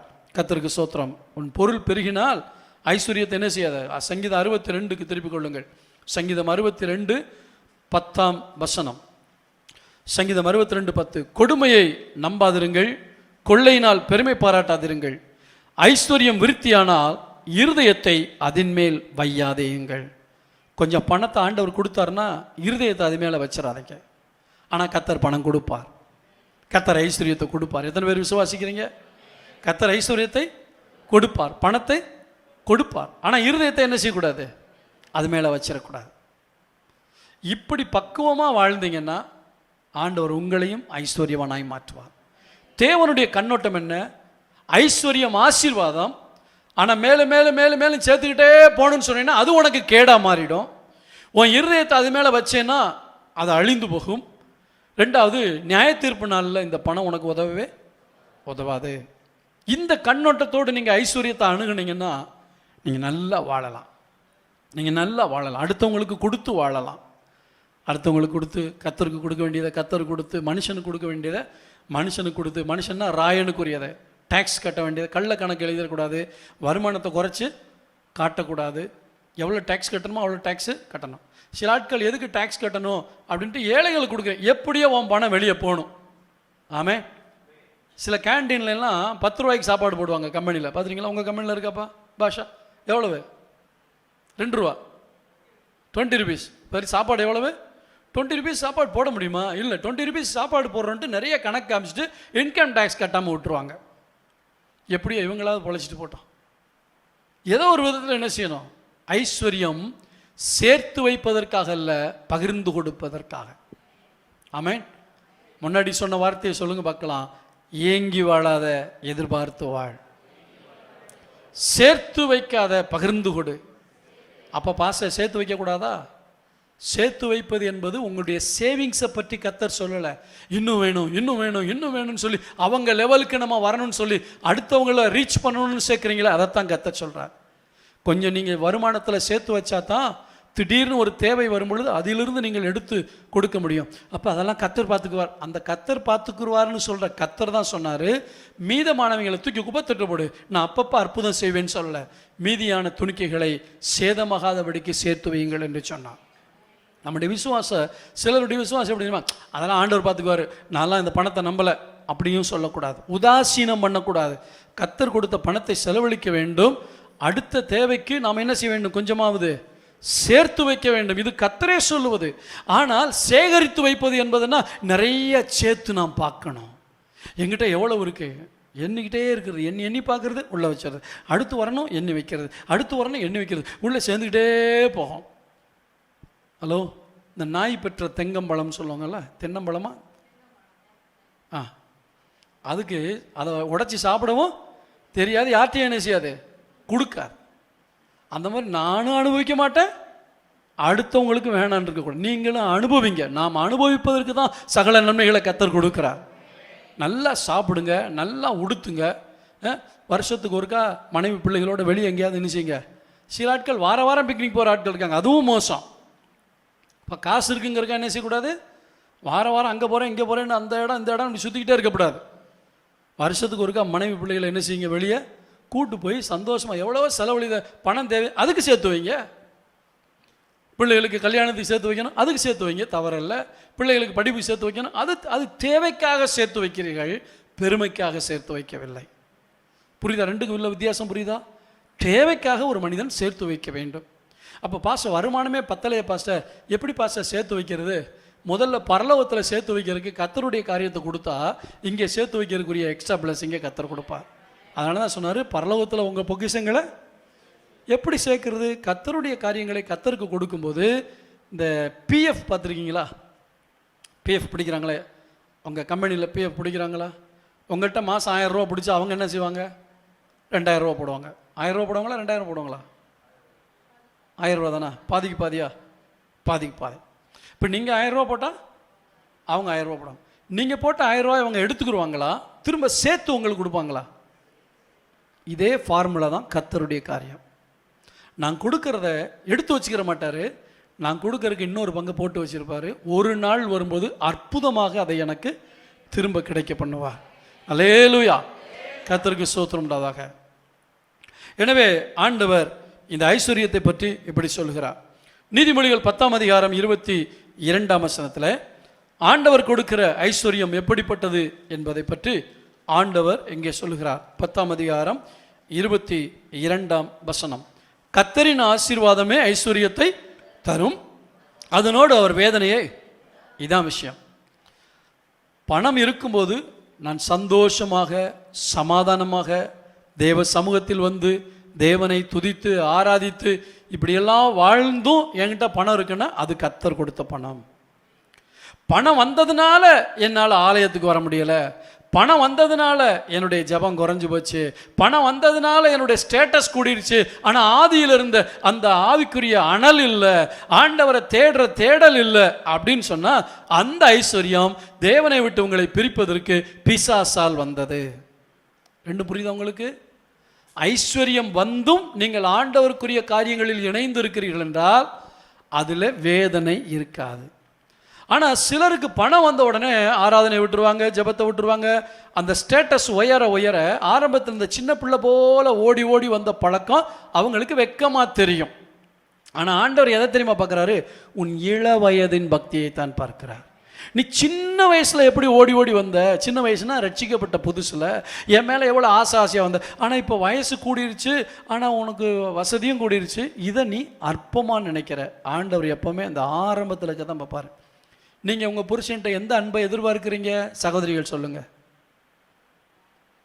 ஹலோ, உங்கள் புருஷன்ட்ட எந்த அன்பை எதிர்பார்க்குறீங்க? கல்யாணம் பண்ண உடனே ஹோட்டலுக்கு கூட்டு போனார், ரட்சிக்கப்படுறதுக்கு முன்னாடினா சினிமாவுக்கு கூட்டு போனார், அங்கே கூட்டு போனார், இப்போ எதா கேட்டா இப்போ கையில் காசு இல்லை அப்படிங்கிறாரு. எங்கள் அந்த காலத்திலலாம் அப்படி இருந்தீங்களேங்க, அந்த அன்பை ஏங்குறீங்கள, உங்கள் ஆண்டவரும் அந்த அன்பை ஏங்குறார். நீ இப்படியெல்லாம் இருந்த ஜெபம்னு சொன்னால் சோறு சாப்பிட கூட மறந்துட்டு ஜெபம் பண்ணுவியே, கையில் பைபிள் எடுத்துகிட்டு விழுந்து விழுந்து வாசிக்கிட்டே இருப்பியே, சபை சபை சபைன்னு ஓடுவியே. இப்போ அதெல்லாம் இல்லை. ஏன் தெரியுமா? பிசாசு ஆண்டவர்கிட்ட பிரிக்கிறதுக்கு, ஆண்டவருடைய ஐக்கியத்திலேருந்து நம்மளை பிரிக்கிறதுக்கு கொண்டு வந்து நிறையா வசதிகளை கொடுத்துட்டான். முன்னாடி பாயில் முழங்கால் போட்டு பாயில் கால் வலிச்சாலும் பரவாயில்லன்ட்டு, ஒன்றுமே வசதி இல்லாதப்போ பாயில் முழங்கால் போட்டு ஜெபம் பண்ணுவான், கால் வலிச்சாலும் பரவாயில்லன்ட்டு நேர் முழங்கால்னு ஜெபம் பண்ணுவான். இப்போ வசதிகளை கொடுத்துட்டாரு, படுத்துக்கிட்டு ஜெபம் பண்ணுறான். என்ன ஜெபம்? இன்னைக்கும் காலையில் வெறும் தரையில் முழங்கால் போட்டு ஜெபம் பண்ணிட்டு தான் நான் வந்திருக்கேன். வெறும் தரையில். ஆண்டவர் நம்மள்ட்ட என்ன தெரியுமா எதிர்பார்க்குறாரு? உன் சின்ன வயசு பக்தியை தாண்டா எதிர்பார்க்குறேன், அந்த இள வயதின் பக்தி. இன்னைக்கு ஆண்டவர்கிட்ட கேளுங்க. பெரிய ஐஸ்வர்யத்தை கொடுக்கறதுக்கு முன்னாடி என்னுடைய ஐஸ்வர்யம் உங்களோடு இருந்த அந்த ஐக்கியம் ஆண்டவரே, உங்களோடு இருந்த அந்த ஐக்கியம் ஆண்டவரே. ஆண்டவர்கிட்ட இருக்க அந்த அன்பு ஐக்கியத்தை மட்டும் விட்டுறவே விட்டுறாதீங்க. எத்தனை வயசானாலும் எவ்வளோ வசதி வந்தாலும் நிரந்தரமானது நிலையானது ஆண்டவருடைய சமூகம். அதை மட்டும் விட்டுறக்கூடாது. ஆண்டவருடைய ஆலயம், ஆண்டோடைய ஆலயத்தில் நடக்கிற ஊழியங்கள், ஓடி ஓடிவாங்க. இதெல்லாம் உங்களுடைய எதிர்காலத்தில் கர்த்தர் உங்களை ஆசீர்வதிக்கிறதுக்கு அவர் பார்க்குற, கிரெடிட் கொடுக்கறதுக்கு, பார்க்குறதுக்காக வச்சிருக்கிற காரியம். உங்களை உயர்த்துறதுக்கும் உங்களை ஆசீர்வதிக்கிறதுக்கும் உங்களை வாட்ச் பண்ணிக்கிட்டே இருப்பார். என் பிள்ளை என்னுடைய ராஜ்யத்தில், என்னுடைய காரியத்தில் எப்படியெல்லாம் நேரத்தை செலவழிக்குது, எப்படியெல்லாம் பண்ணுதுன்னு பார்ப்பார். அதுக்கேற்ற மாதிரி என்ன செய்வார்? ஆண்டவரை ஆசீர்வாதத்தை கொடுக்குற தேவனாக இருக்கிறார். இப்போ ஆசீர்வாதத்தை கொடுத்துட்டாருன்னா அவர் கொடுக்குற ஆசீர்வாதத்தில் வேதனை வராது. சம்பாதிக்கிற பணமெல்லாம் எங்கே போகாது? சத்தமாக சொல்லுங்க. ஆஸ்பத்திரி போகாட்டி பாஸ்டர் எங்கள் வேலையெல்லாம் போயிடுமே. உண்மையிலே வேதனையை கூட்ட மாட்டார்னா கண்ட வியாதி உங்களுக்கு வராது, கண்ட வீண் செலவும் வராது, கண்ட பிரச்சனை உங்களுக்கு வராது. உன் கையின் பிரயாசத்தை நீ சாப்பிட. இன்றைக்கி என்ன எவனா சாப்பிட்றானா யோசிச்சு பாருங்க. என் கையின் பிரயாசத்தை நான் சாப்பிடணும். ஆண்டவர் கொடுக்குற ஆசீர்வாதத்தில் வேதனையே வராது, வேதனையே வராது. ஐஸ்வர்யத்தோடு வேதனையை கூட்ட மாட்டார். 8ஆம் அதிகாரம் 18ஆம் வசனம், நீதிமொழிகள் 8:18. ஐஸ்வர்யமும் கனமும் நிலையான பொருளும் நீதியும் என்னிடத்தில் உண்டு. இப்போ ஆண்டவர் சொல்கிறார், இந்த இடத்துல ஞானம் பேசுது. 12ஆம் வசனத்தில் என்ன சொல்லிருக்கு? ஞானமாகிய நான். அந்த ஞானம் யாருக்கு சமம்? ஆண்டவராகிய. எப்படி பாச சொல்கிறீங்க? 1 கொரிந்தியர் 1:31. அவரே தேவனால் நமக்கு ஞானமும் மீட்பும் பரிசுத்தமும் நீதியும் ஆனார். அப்போ ஞானமாகிய இயேசு சொல்லுகிறார், ஐஸ்வர்யம் எங்கிட்ட இருக்கு, கனம் அதாவது மேன்மை எங்கிட்ட இருக்கு, நிலையான பொருள்னா கடைசி வரைக்கும் நிலைச்சு நிற்கக்கூடிய ஆசீர்வாதம், ஆவிக்குரிய ஆசீர்வாதம் எங்கிட்ட இருக்கு, நீதி எங்கிட்ட இருக்கு. இப்போ ஆண்டவர் சொல்றாரு, பிசாசும் கையில் வச்சுக்கிட்டு என்னை பணிந்து கொண்டால் உனக்கு தருவேன்னு சொல்கிறான்.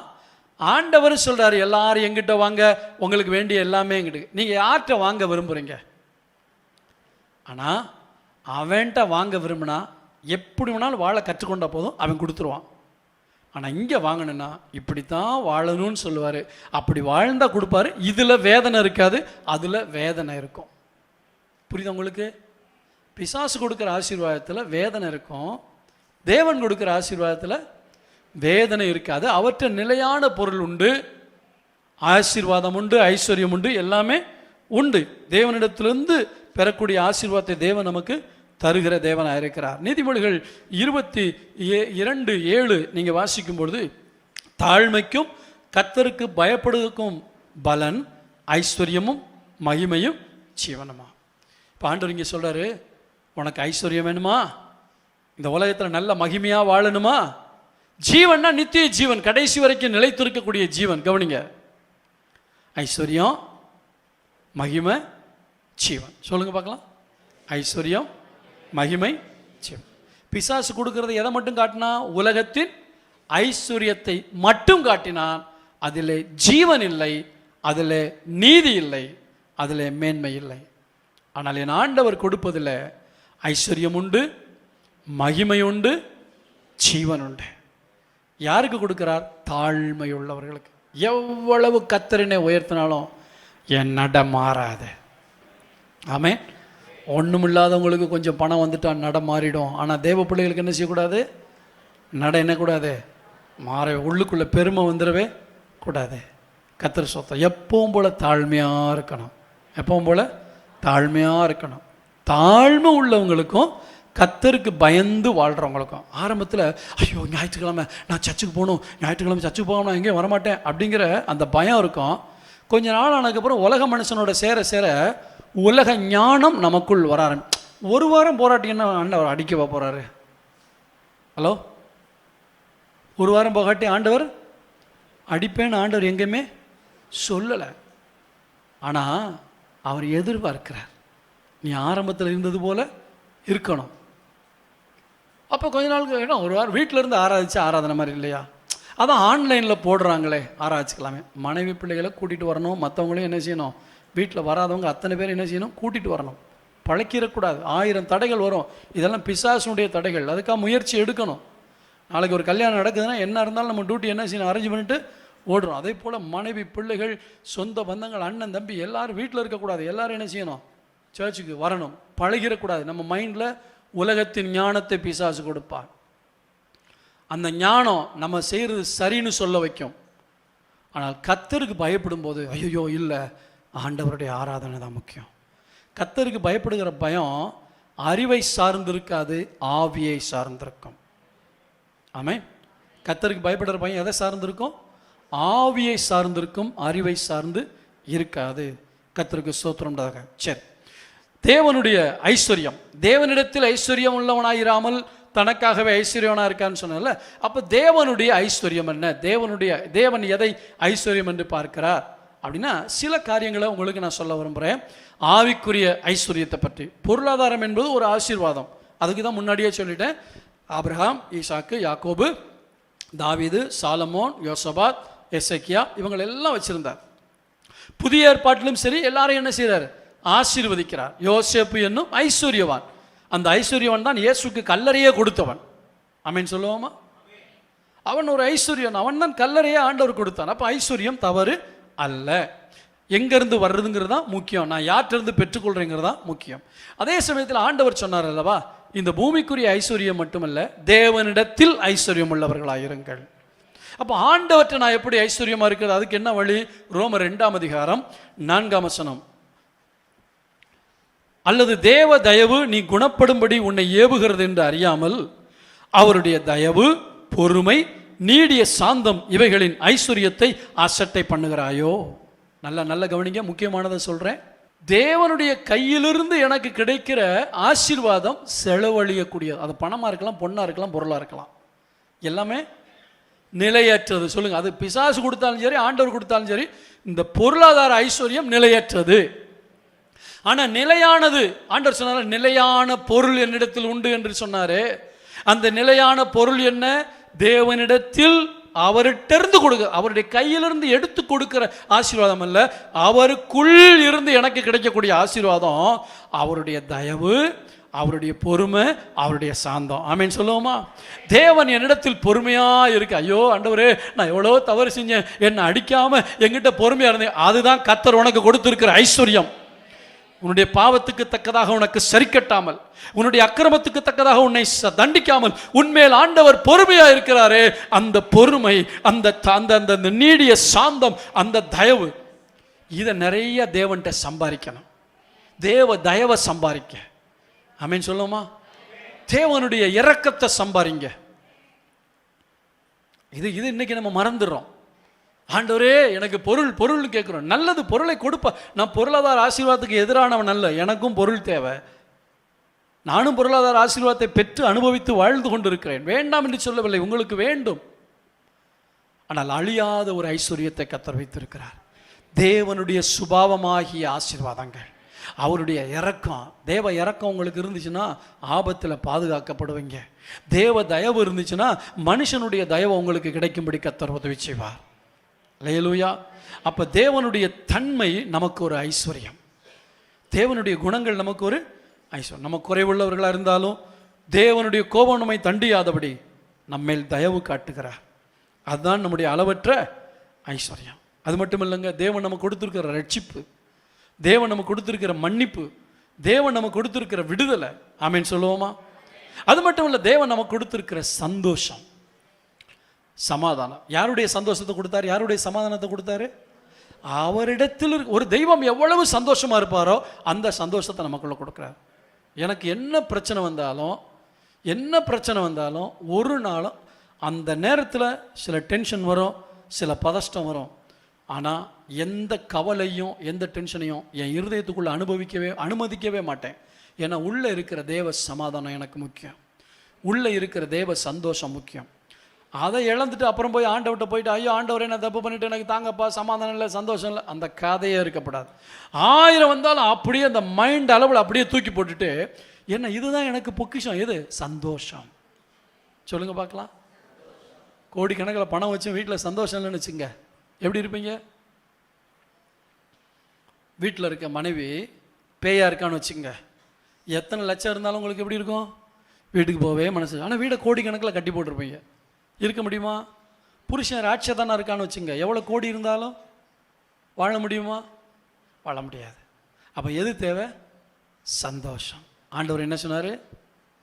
சந்தோஷமாக இருங்கள் என்று மறுபடியும் உங்களுக்கு அதை எங்கேருந்து எழுதுறாரு? பவுல் எங்கேருந்து எழுதுறாரு? ஜெயிலிருந்து எழுதுறாரு. சிறைச்சாலை. அடுத்து என்ன பண்ணுவான்? கூட்டிகிட்டு போய் வெட்டி போட்டுருவானா? தலை வெட்டுவானா? அடிப்பானா? உதப்பானா? ஒன்றுமே தெரியாது. பதஷ்டம் இருக்க வேண்டிய இடத்துல சொல்கிறாரு, சந்தோஷமா இருங்க, சந்தோஷமா இருங்க. தேவ பிள்ளைகள் கற்றுக்கொள்ள வேண்டியது, என்னுடைய மிகப்பெரிய ஐஸ்வர்யம் தேவன் கொடுக்கும் சந்தோஷம். அந்த சந்தோஷத்தை பிசாசு கொடுக்கிற தற்காலிக சந்தோஷத்தினால இழந்து போகாதீங்க. சந்தோஷம். ரெண்டாவது என்ன? அவர்கிட்ட இருக்க அதே சமாதானத்தை எனக்கு எடுத்து கொடுக்குறார். ஒரு தெய்வத்துக்கு என்ன சமாதானம் இருக்குமோ அதே சமாதானத்தை நமக்கு கொடுக்கிறார். தேவ சமாதானம். அப்போ சொல்லுங்க பார்க்கலாம், நம்முடைய ஐஸ்வர்யம் எது? தேவனுடைய தயவு, தேவனுடைய பொறுமை, தேவனுடைய சாந்தம், அவர் கொடுக்கிற இரக்கம், சமாதானம், சந்தோஷம், நிம்மதி, பாவ மன்னிப்பு, விடுதலை, பரலோக பாக்கியம். இதெல்லாம் எனக்கு சொத்து. கரங்களை தட்டி கர்த்தருடைய நாமத்தை மகிமைப்படுத்துவோம். அல்லேலூயா. ஆமென். ஸ்தோத்திரம், ஸ்தோத்திரம். 2 கொரிந்தியர் 6ஆம் அதிகாரம் 10ஆம் வசனத்தில், துக்கப்படுகிறவர்கள் எண்ணப்பட்டாலும் எப்பொழுதும் சந்தோஷப்படுகிறவர்களாகவும். அப்போ பவுலுடைய ஐஸ்வர்யம் எது? பிசாசு துக்கத்தை கொண்டு வந்தான். துக்கப்படுறோன்னு வெளியே இருந்து பார்க்குறவங்களுக்கு தெரியுது, ஆனால் நாங்கள் எப்போவுமே சந்தோஷமாக இருக்கோம். வெளியே பார்க்குறவங்க, ஐயோ இவங்க எப்படி இருப்பாங்களோ, எப்படி சமாளிப்பாங்களோ, இப்படிலாம் நம்ம யோசிக்கலாம். ஆனால் அவங்களுக்குள்ள தேவனோடு வாழும்போது உள்ளுக்குள்ளே என்ன இருக்கும்? சமாதானம், சந்தோஷம்.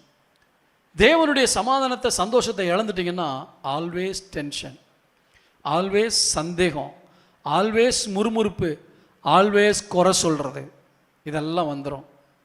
அதனால தான் துக்கப்படுகிறவர்கள் எண்ணப்பட்டாலும், வாசிங்க, துக்கப்படுகிறவர்கள் எண்ணப்பட்டாலும் எப்பொழுதாவது சந்தோஷப்படுகிறவர்களாகவும். அப்படியே போட்டிருக்கு, எப்பொழுதும் சந்தோஷப்படுகிறவர்களாகவும். தரித்திரர் எனப்பட்டாலும், அது எப்படிங்க? நானே தரித்திரன், அடுத்தவனை எப்படி நான் ஐஸ்வர்யவனாக்க முடியும்? இங்கே தான் பவுல் சொல்லுகிறார், பொருளாதாரத்தில் நான் தரித்திரனாக இருக்கலாம், ஆனால் இவ்வளவு ஆவிக்குரிய ஐஸ்வர்யங்களை ஒருவனுக்கு கொடுத்து ஆவிக்குரிய ஐஸ்வர்யவனாக ஒருவனை எங்களால் மாற்ற முடியும். தெய்வ பிள்ளைகளே, உங்கள் கையில் அடுத்தவங்களுக்கு கொடுக்க பணம் இல்லாமல் இருக்கலாம், ஆனால் நீங்கள் சுவிசேஷத்தை சொல்லும்போது அடுத்தவனை ஐஸ்வர்யவனாக மாற்றுறீங்க. அல்லேலூயா. அந்த சுவிசேஷத்துக்குள்ளே என்ன இருக்குது? இவ்வளவு ஐஸ்வர்யம் இருக்குது. நான் ஏழையாக இருக்கேன், அடுத்தவங்களுக்கு கொடுத்து உதவ முடியலையே, அதை விட்டுருங்க, பணம் செலவழிஞ்சு போகும். ஆனால் இயேசுவை கொடுங்க மற்றவங்களுக்கு, இயேசுவை மற்றவங்களுக்கு கொடுங்க. அந்த இயேசுக்குள்ளே எல்லா பொக்கிஷமும் இருக்கு. அதுதான் பவுல் சொல்றார், நான் தரித்திரன் எண்ணப்பட்டாலும் அநேகரை நான் ஐஸ்வர்யவான் ஆக்கி கொண்டே இருக்கிறேன். இயேசு உள்ளே வந்துட்டார்னா நம்மளை என்ன செய்யறாரு? ஐஸ்வர்யவான்களாய் மாற்றுகிறார். 2 கொரிந்தியர் 8:9 படி, அவர் ஐஸ்வர்யம் உள்ளவராயிருந்தும் அவருடைய தரித்திரத்தினாலே ஐஸ்வர்யங்களாகும்படி உங்கள் நிமித்தம் தரித்திரரானாரே. சரி, முதலாவது சொன்னேன், தேவனுடைய சுபாவமே நமக்கு ஒரு ஐஸ்வர்யம், தேவன் கொடுக்கிற ஆவிக்குரிய காரியங்கள். ரெண்டாவது, தேவனை அறிகிற அறிவு நமக்கு ஒரு ஐஸ்வர்யம். ரெண்டாவது எது ஐஸ்வர்யம்? வாசிங்க, கொலோசியர் 2ஆம் அதிகாரம் 2ஆம் வசனம். கொலோசியர் 2ஆம் அதிகாரம் 2ஆம் வசனம். அவர்களுடைய இருதயங்கள் தேற்றப்பட்டு அவர்கள் அன்பினால் இணைக்கப்பட்டு பிதாவாகிய தேவனுக்கும் கிறிஸ்துவுக்கும் உரிய ரகசியத்தை அறிந்து கொள்ளுகிற உணர்வின் பூரண நிச்சயத்துடைய எல்லா ஐஸ்வர்யத்துக்கும் உரியவர்களாக வேண்டும் என்று. இப்படி இப்போ சுருக்கமாக சொன்னால், இயேசு கிறிஸ்துவுக்கும் பிதாவுக்கும் இருக்கிற இந்த ஐக்கியம், தேவன் எப்படிப்பட்டவர், என்ன செய்கிறார், உன் வாழ்க்கையில் என்ன செய்கிறார், இதெல்லாம் அறிந்து கொள்வது மிகப்பெரிய ஐஸ்வர்யங்க. குழப்பத்தோடு வாழாமல் நான் தெளிவாக வாழ்கிறதுக்கு தேவனை அறிகிற அறிவு உதவும். அதனால தான் பவுல் சொல்கிறார், பேதுரு சொல்லுகிறார், யோவான் சொல்லுகிறார், கர்த்தரை அறிகிற அறிவிலே வளருங்கள். எந்த அளவுக்கு தேவனை நான் அதிகமாக அறிகிறேனோ அது எனக்கு ஐஸ்வர்யம். என்னை சுகமாக்குறவர்னு அறிஞ்சா அது எனக்கு ஐஸ்வர்யம். அந்த சுகத்தை அவரிடத்திலிருந்து பெற்றுக்கொள்வேன். அல்லேலூயா. சமாதானம் கொடுக்கிறவர் என்று அறிந்தால் அந்த சமாதானத்தை அவரிடத்திலிருந்து பெற்றுக்கொள்வேன். ஒரு பிரச்சனை வரும்பொழுது என் தேவன் எப்படி அதை கையாளுகிறார் என்பதை நான் அறியக்கூடிய அறிவு இருந்தால், அதான் அந்த காரியத்தில் சொன்னேன், தேவனை அறிகிற அறிவு. அவர் எப்படி செயல்படுறார், என்ன சொல்கிறார், எப்படி நம்ம கேட்குறதையும் கொடுப்பாரு, அதே சமயத்தில் வேற ஒரு திட்டமும் வச்சிருப்பார். அதை கேட்குறோமா இல்லையாங்கிறத என்ன செய்வார் ஆண்டவர் பாப்பார். தேவனை அறிகிற அறிவில் என்ன செய்யணும்? வளரும்படியாக. இப்போ நான் உங்களுக்கு ஒன்று சொல்கிறேன், இந்த பூரண நிச்சயம், உணர்வின் பூரண நிச்சயம், ஒரு டென்ஷன், ஒரு சலசலப்பு, இதெல்லாம் இல்லாமல் ஒரு நிச்சயம். என்ன நிச்சயம்? பிதாவாகிய தேவனுக்கும் இயேசு கிறிஸ்துவுக்குரிய ரகசியத்தை அறிந்து கொள்வது. பிதா எப்படிப்பட்டவர்? பூரண சர்க்குணர். மத்தேயு 5 என்ன சொன்னார்? உங்கள் பிதா பூரண சர்க்குணராக இருக்கிறது போல நீங்களும் பூரண சர்க்குணராக இருங்கள். பூரண சர்க்குணர்னா அவர்கிட்ட எந்த குறையும் கிடையாது, எந்த தேவையும் கிடையாது, நிறைவுடையவர்னு அர்த்தம். எந்த குறையும் இல்லாமல் தன்னிறைவு பெற்றவர்னு அர்த்தம் இல்லையா? நிறைவு பெற்றவர். இப்போ ரோமர் 10ஆம் அதிகாரம் 12ஆம் வசனத்தை யாராவது சத்தமாக வாசிங்க. ரோமர் 10ஆம் அதிகாரம் 12ஆம் வசனம். யூதன் என்றும் கிரேக்கன் என்றும் இல்லை, வித்தியாசமே இல்லை, எல்லாருக்கும் கர்த்தரானவர் தம்மை தொழுது கொள்ளுகிற யாவருக்கும் ஐஸ்வர்ய சம்பனராக இருக்கார். அப்போ நல்லா கவனிங்க. ஹலோ, இந்த ஆராதனை நேரத்தில் தூங்கி வலிஞ்சிங்களே, ஆராதனை நேரத்தில் கை தட்டுறக்கே கை வலிக்குதுன்னு சொல்கிறவங்களே கவனிங்க. தொழுது கொள்ளுகிறவர்களுக்கு அவர் ஐஸ்வர்ய சம்பனராக இருக்கிறார். ஆமென். என்ன செய்யணும்? ஆண்டவரை ஆராதிக்க வந்தோம்,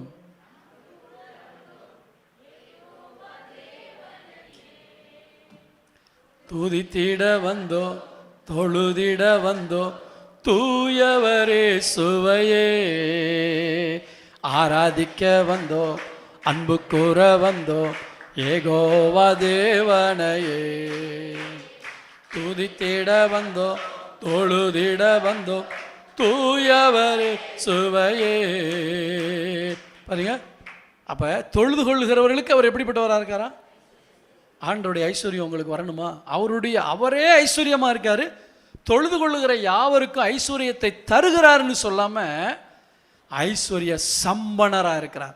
ஒரு பெரிய கோடீஸ்வரன் உங்க வீட்டில் வந்து உட்காந்துக்கிட்டு எல்லாத்தையும் நான் பார்த்துக்கிறேன்னு சொல்ற மாதிரி தான் அந்த வசனம். கரங்களை தட்டி கர்த்தருடைய நாமத்தை மகிமைப்படுத்துவோமா? இப்போ துதிக்கும் போது, ஜெபிக்கும் போது ஜெபத்தை தூதர்கள் மேலே கொண்டு செல்கிறார்கள். நான் துதிக்கும் போது துதிக்கு பாத்திரர் என் மத்தியில இறங்கி வருகிறார். அதான் சொன்னேன், ஒரு பெரிய கோடீஸ்வரன் நம்ம வீட்டில் வந்து உட்காந்துக்கிட்டு எல்லாத்தையும் நான் பார்த்துக்கிறேன், அவர் ஐஸ்வர்ய சம்பன்னர் என் வீட்டில் உட்காந்து எல்லாத்தையும் பார்த்துக்கிறேன்னு சொல்லாரு. இதைத்தான் சொல்லாரு, எந்த வீட்டில் துதி இருக்கோ, எந்த வீட்டில் ஆராதனை இருக்கோ, எந்த ஒரு மனுஷனுடைய வாழ்க்கையில் துதி இருக்கோ, அங்கே வந்து உட்காந்துட்டு நான் இன்று முதல் உனக்கு ஐஸ்வர்யவான் என்று சொல்லுவான். அல்லேலூயா, ஸ்தோத்திரம். இப்போ கொலோசியர் 2ஆம் அதிகாரம் 9ஆம் வசனத்துக்கு திருப்பிக் கொள்ளுங்க. வேகமாக முடிக்க ஒரு டைம் முடிஞ்சது. கொலோசியர் 2:9 சொல்லப்பட்டிருக்கிறது. நல்லா கவனிங்க, என்ன கவனிங்க. நான் இங்கே வசனத்தை வாசிக்கிறேன், என்ன கவனிங்க, ரொம்ப முக்கியமானது. ஏனென்றால் தேவத்துவத்தின் பரிபூரணம் எல்லாம் சரீரப்பிரகாரமாக அவருக்குள்.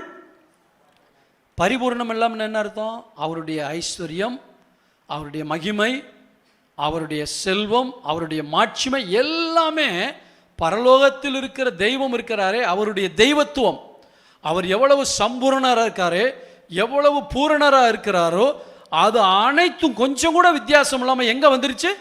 சரீரப்பிரகாரமாக இயேசுக்குள்ள வந்துருச்சு. புரியுதா உங்களுக்கு? பரலோகத்தில் இருக்கிற தேவன் எப்படிப்பட்டவர்? நான் திரும்ப சொன்னாலும் பரவாயில்ல, 5 நிமிஷம் லேட்டாலும் பரவாயில்ல, இதுதான் இன்னைக்கு செய்தியிலே உங்கள் மனசில் பதியணும். பரலோகத்தில் இருக்கிற தேவன் எப்படிப்பட்டவர்? பூரண சர்க்குணர், ஐஸ்வர்ய சம்பன்னர். இப்போ இயேசு இந்த பூமிக்கு வந்துட்டார்ல, எதுவுமே குறையலை. அந்த பரலோகத்தில் இருக்கிற தேவனுக்குள்ள எவ்வளவு ஐஸ்வர்யம் இருக்கிறதோ, எவ்வளவு பூரணம் இருக்கிறதோ, எவ்வளவு பரிசுத்தம் இருக்கிறதோ, கொஞ்சம் கூட குறையாம தெய்வத்துவத்தின் பரிபூரணம் எல்லாம் சரீரப்பிரகாரமாக இயேசுக்குள்ள வாசமாயிருக்கு. அல்லேலூயா. சரி, 10ஆம் வசனம் என்ன சொல்லுது? மேலும் சகல துரைத்தனங்களுக்கும் அதிகாரத்துக்கும் தலைவராயிருக்கிற அவருக்குள் நீங்கள் பரிபூரணம் உள்ளவர்களாயிருக்கிறீர்கள். கரங்களை தொட்டி கர்த்தருடைய நாமத்தை மகிமைப்படுத்துவோம். பரலோகத்தில் இருக்கிற தேவன் பரிபூரணமாயிருக்கிறார். அவருடைய பரிபூரணம் இயேசுக்குள்ளே வாசமாயிருக்கிறது. அந்த இயேசு எனக்குள் வரும் பொழுது அந்த பரலோகத்தில் இருக்கிற அந்த பிதாவுடைய அந்த பரிபூரணம் எனக்குள் வருகிறது. அல்லேலூயா.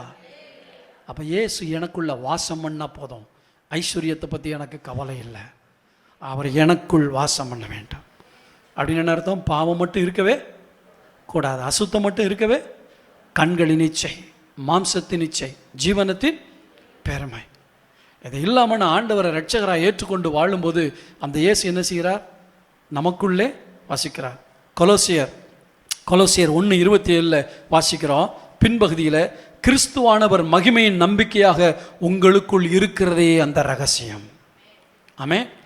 எல்லாத்தையும் உடைய, நல்ல கவனிங்க.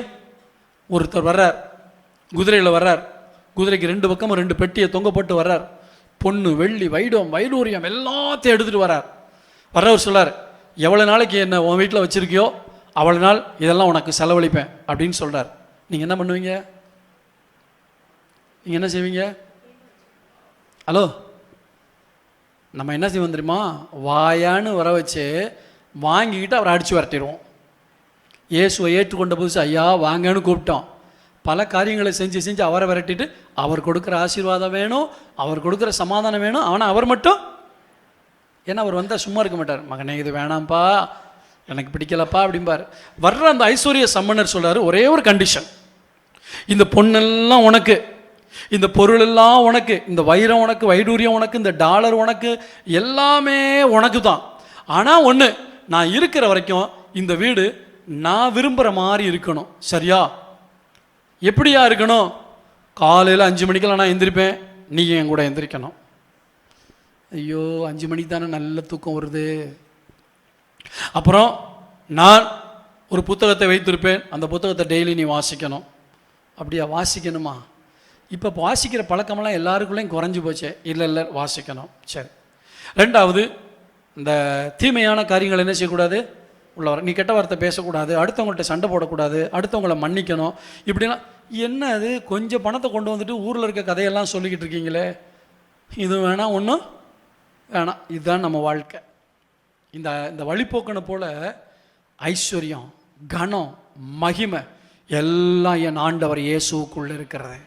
அவர் சொல்ல, நான் உனக்குள்ளே வர்றேன்ப்பா, ஆனால் உன் வீடு எனக்கு பிரியமாக வாழ்ந்தால் போதும், உன் வாழ்க்கை எனக்கு பிரியமாக இருந்தால் போதும், உன் சிந்தை எனக்கு பிரியமாக இருந்தால் போதும், உன் சொல் எனக்கு பிரியமாக இருந்தால் போதும். இவ்வளவு பிரியமாக நீ வாழ்ந்துட்ட போதும். அந்த பிதாவுடைய சர்க்குணம், அந்த ஐஸ்வர்ய சம்மனர், அந்த பூரணம் எனக்குள்ளே இருக்கு. நான் உனக்குள்ளே வந்தா இத்தனையும் உனக்கு சொந்தம். ஹல்லேலூயா. இது தெரியாமல் தாங்க ஆண்டவரே, தாங்க ஆண்டவரே, தாங்க ஆண்டவரேன்னு சொல்லி கண்ணீர் விட்டு கதறிக்கிட்டு இருக்கோம். இனி கதறணுங்கிற அவசியம் இல்லை. நீங்கள் அவருடைய பிள்ளை. நல்ல சுபாவத்தை வளர்த்துக்குங்க, நல்ல சுபாவத்தை வளர்த்துக்குங்க. ஆண்டவர் விரும்புகிறது அதான், சுபாவ மாற்றம், பேச்சில் மாற்றம், நடக்கையில் மாற்றம். இதெல்லாம் நம்மள்ட்ட ஆண்டவர் எதிர்பார்க்கிறார். இப்போ சொல்லுங்க, தேவன் தம்முடைய மகிமையின் ஐஸ்வர்யத்தின்படி உங்கள் குறைகள் எல்லாம், என் தேவன் தம்முடைய ஐஸ்வர்யத்தின்படியே உங்கள் குறைகளை எல்லாம் கிறிஸ்து இயேசுவுக்குள் யார் நிறைவாக்குறது? தேவன் நிறைவாக்குகிறார். யார் மூலமாக நிறைவேற்றுகிறார்? இயேசு கிறிஸ்து மூலமாக. யாருடைய ஐஸ்வர்யத்தின்படி? உங்கள் மாத சம்பாத்தியத்தின்படி வாழ்கிற வாழ்க்கை மாறி தேவனுடைய ஆசீர்வாதத்தின்படி வாழ்கிற வாழ்க்கையை கர்த்தர் கொடுக்க ஆரம்பிப்பார். எங்கேருந்து வரும், எங்கேருந்து போகும் ஒன்றும் தெரியாது, ஆனால் ஆசீர்வதிப்பார் தேவன். அல்லேலூயா. கர்த்தர் சொல்றார். கடைசி ஒரு காரியத்தை சொல்லி முடிக்கிறேன். நற்கிரியையாகிய ஐஸ்வர்யம். 1 தீமோத்தேயு 6:18, நன்மை செய்யவும் நற்கிரியைகளில் ஐஸ்வர்யவான்களாயிருக்கவும். முதலாவது ஐஸ்வர்யம், ஆவிக்குரிய ஐஸ்வர்யம், தேவனுடைய பண்புகள். சொல்லுங்க பார்க்கலாம். இரக்கம், தயவு, மன்னிக்கிற தன்மை, இதெல்லாம் எனக்கு ஐஸ்வர்யம். 2வது என்ன ஐஸ்வர்யம்? தேவனை அறிகிற அறிவு. அவர் எனக்குள்ள வந்தாருன்னா கிடைக்கும். அவரை அறிகிற அறிவில் எனக்கு இவ்வளவு காரியங்கள் இருக்கிறது. பிதாவுக்கும் குமாரனுக்குள்ள அந்த ஐக்கியத்தை அறிஞ்சுக்கிட்டு அதுவே எனக்கு ஐஸ்வர்யம். 3வது நற்கிரியைகள் ஐஸ்வர்யம். ஆமே. எது நற்கிரியை? Social work. இந்த உலக மனுஷன் சோசியல் ஒர்க் செய்கிறான். எல்லாருக்கும் நற்கிரியை செய்கிறாங்க. துணி தர்றாங்க, இந்த வெள்ளத்தில் பாதிக்கப்பட்டவங்களுக்கு சாப்பாடு தராங்க, துணி தராங்க, எல்லாமே தராங்க. ரைட். தெய்வ பிள்ளைகளே, நாம் அதையும் செய்ய வேண்டும். அதோடு நாம் தேவ ராஜ்யத்துக்காக ஏறெடுக்கிற ஜெபங்கள், தேவனுடைய ஆராதனை, தேவனுடைய சுவிசேஷம், இதெல்லாம் நற்கிரியை. இப்போ கடைசியாக யாராவது ஒரு வசனத்தை சத்தமாக வாசிங்க. வெளிப்படுத்தின விசேஷம் 2:9 வாசிச்சு முடிப்போம். வெளிப்படுத்தின விசேஷம் 2:9, உன் கிரியைகளையும் உன் உபத்திரவத்தையும் நீ ஐஸ்வர்யவானாய் தரித்திரத்தையும்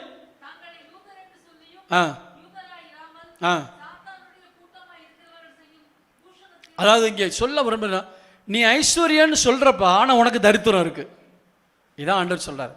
நீ ஐஸ்வர்யவான் நீ ஒன்று நினைக்கிற, ஆனால் உனக்கு என்ன இருக்குது? தரித்திரம் இருக்குது. இன்றைக்கி ஆண்டவர் சொல்கிறாரு, உனக்கு பொருளாதார ஐஸ்வர்யம் இருக்குன்னு சொல்லி நீ ஐஸ்வர்யமாக நினைக்கலாம், ஆனால் ஆவிக்குரிய தரித்திரம் நிறையா இருக்குது. ஜபம் இல்லை, வேத வாசிப்பு இல்லை, ஊழியம் இல்லை, சுவிசேஷ ஊழியம் இல்லை, இதெல்லாம் ஆவிக்குரிய தரித்திரம். நல்ல கவனிங்க. இப்போ புரியுதா?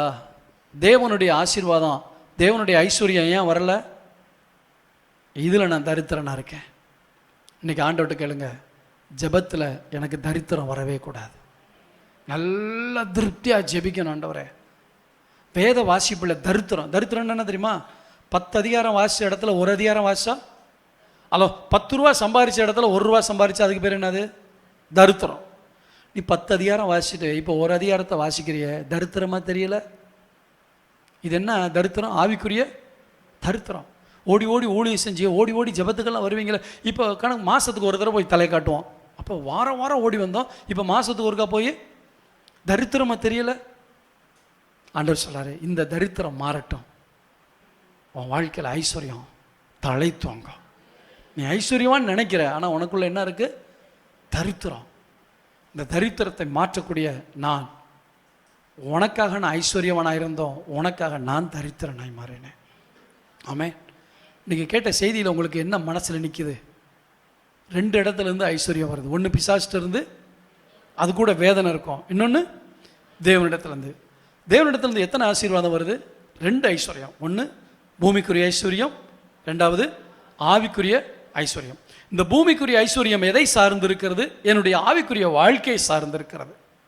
நான் தேவனுக்கு பிரியமாய் வாழ்ந்து தேவனை தேடும்போது அவர் எல்லாவற்றையும் 2ஐயும் சேர்த்து தரார். பழைய ஏற்பாட்டில் வெறும் ஐஸ்வர்யத்தை நம்பினா போதும், பொருளாதார ஆசீர்வாதத்தை மட்டும் கொடுத்தார். ஆனால் புதிய ஏற்பாட்டில் பரத்துக்குரிய ஐஸ்வர்யத்தையும் இகத்துக்குரிய ஐஸ்வர்யத்தையும் சேர்த்து கொடுக்கிறார். ஆமே. அவரை அறிகிற அறிவில் இருக்கிற ஐஸ்வர்யம், அவருடைய தன்மைகளில் இருக்கிற ஐஸ்வர்யம், நான் செய்கிற நற்கிரியில் இருக்கக்கூடிய ஐஸ்வர்யம், இதெல்லாம் எனக்குள்ளே வரணும்னா அவர் எனக்குள்ளே வந்துட்டால் போதும், பூரணமாயிடும். இப்போ சுருக்கமாக சொன்னால், எல்லாத்தையும் வச்சிருக்கவர் என் வீட்டில் வந்து தங்கி அவருக்கு பிரியமாக வாழணும்னு விரும்புகிறாரு. அதை மட்டும் நான் செஞ்சுட்டா போதும், ஐஸ்வர்யத்துக்கு குறையவே இல்லை. முழங்கால் படிடுவோமா? ஸ்தோத்திரம் ஆண்டவரே. இன்னும் ஏன் தரித்திரத்தில் வாழணும்? நம்முடைய தேவன் ஐஸ்வர்ய சம்பன்னராக இருக்கிறார். ஒருவரையும் கடிந்து கொள்ளாதவர், யாவருக்கும் சம்பூரணமாய் கொடுக்கிற தேவன். ஹல்லேலூயா. அவரை தொழுது கொள்ளுகிறவர்களுக்கு அவர் ஐஸ்வர்ய சம்பன்னராக இருக்கிறார். தொழுது கொள்ளுகிறவர்களுக்கு ஐஸ்வர்ய சம்பன்னராக இருக்கிறார். நன்றி பிதாவே. ஆண்டவரே, இன்றைக்கி நிறைய வசனங்கள் உங்களுடைய பிள்ளைகளுக்கு சொன்னப்பா. நீங்கள் கொடுத்த வார்த்தைகள், இந்த வசனத்தில் ஜீவன் இருக்குது. பரிசுத்த ஆவியானவர் இப்போ கிரியை செய்யுங்க. அலசி ஆராய்ந்து பார்த்து நிதானித்து பார்க்கக்கூடிய அறிவு நம்முடைய பிள்ளைகளுக்கு தாங்க. ஆவிக்குரிய வாழ்க்கையில் நம்முடைய பிள்ளைகள் தரித்திரமாக இருக்கக்கூடாது. இந்த இளவயதின் பக்தியை நீர் நம்முடைய பிள்ளைகளிடத்தில் எதிர்பார்க்கிறீர் ஐயா. கேளாத ஐஸ்வர்யத்தை தருவதற்கு நீ தயாராக இருக்கிறீர். நாங்கள் கேட்க வேண்டிய ஆவிக்குரிய காரியங்களை கேட்டார், முதலாவது தேவனுடைய ராஜ்யத்தை தேடினார், இவைகளை எல்லாம் எங்களுக்கு கூட கொடுக்க நீர் வல்லவராயிருக்கிறேன். எங்கள் தேவன் ஐஸ்வர்ய சம்பன்னர், தரித்திரமுடையவர் அல்ல. நாங்கள் தரித்திரமாக வாழணுங்கிற அவசியமே கிடையாது. எல்லாத்துலேயும் நிறைவுள்ளவர்களாய் வாழத்தான் எங்களை அழைத்திருக்கிறேன். இந்த ரகசியத்தை புரிந்து கொண்டு உம்மோடு உமக்காக உமக்குள் வாழ்ந்து உமக்குள் இருக்கிற ஆசீர்வாதத்தை பெற்றுக்கொள்ள உடைய பிள்ளைகளை பலப்படுத்தும். இயேசுவின் நாமத்தில் பிதாவே. என் ஆத்துமாவே கர்த்தரை ஸ்தோத்திரி, என் முழு உள்ளமுடைய பரிசுத்த நாமத்தை ஸ்தோத்திரி. என் ஆத்துமாவே கர்த்தரை ஸ்தோத்திரி, அவர் செய்த சகல உபகாரங்களை மறவாதே. ஆமென். நம்முடைய கர்த்தராகிய இயேசு கிறிஸ்துவின் கிருபையும் பிதாவாகிய தேவனுடைய அன்பும் பரிசுத்த ஆவியானுடைய அன்யோன்ய ஐக்கியமும் நம் அனைவரோடும் அவருடைய வருகை வரைக்கும் என்னிடையும் தங்கியிருப்பதாக. ஆமென். அல்லேலூயா.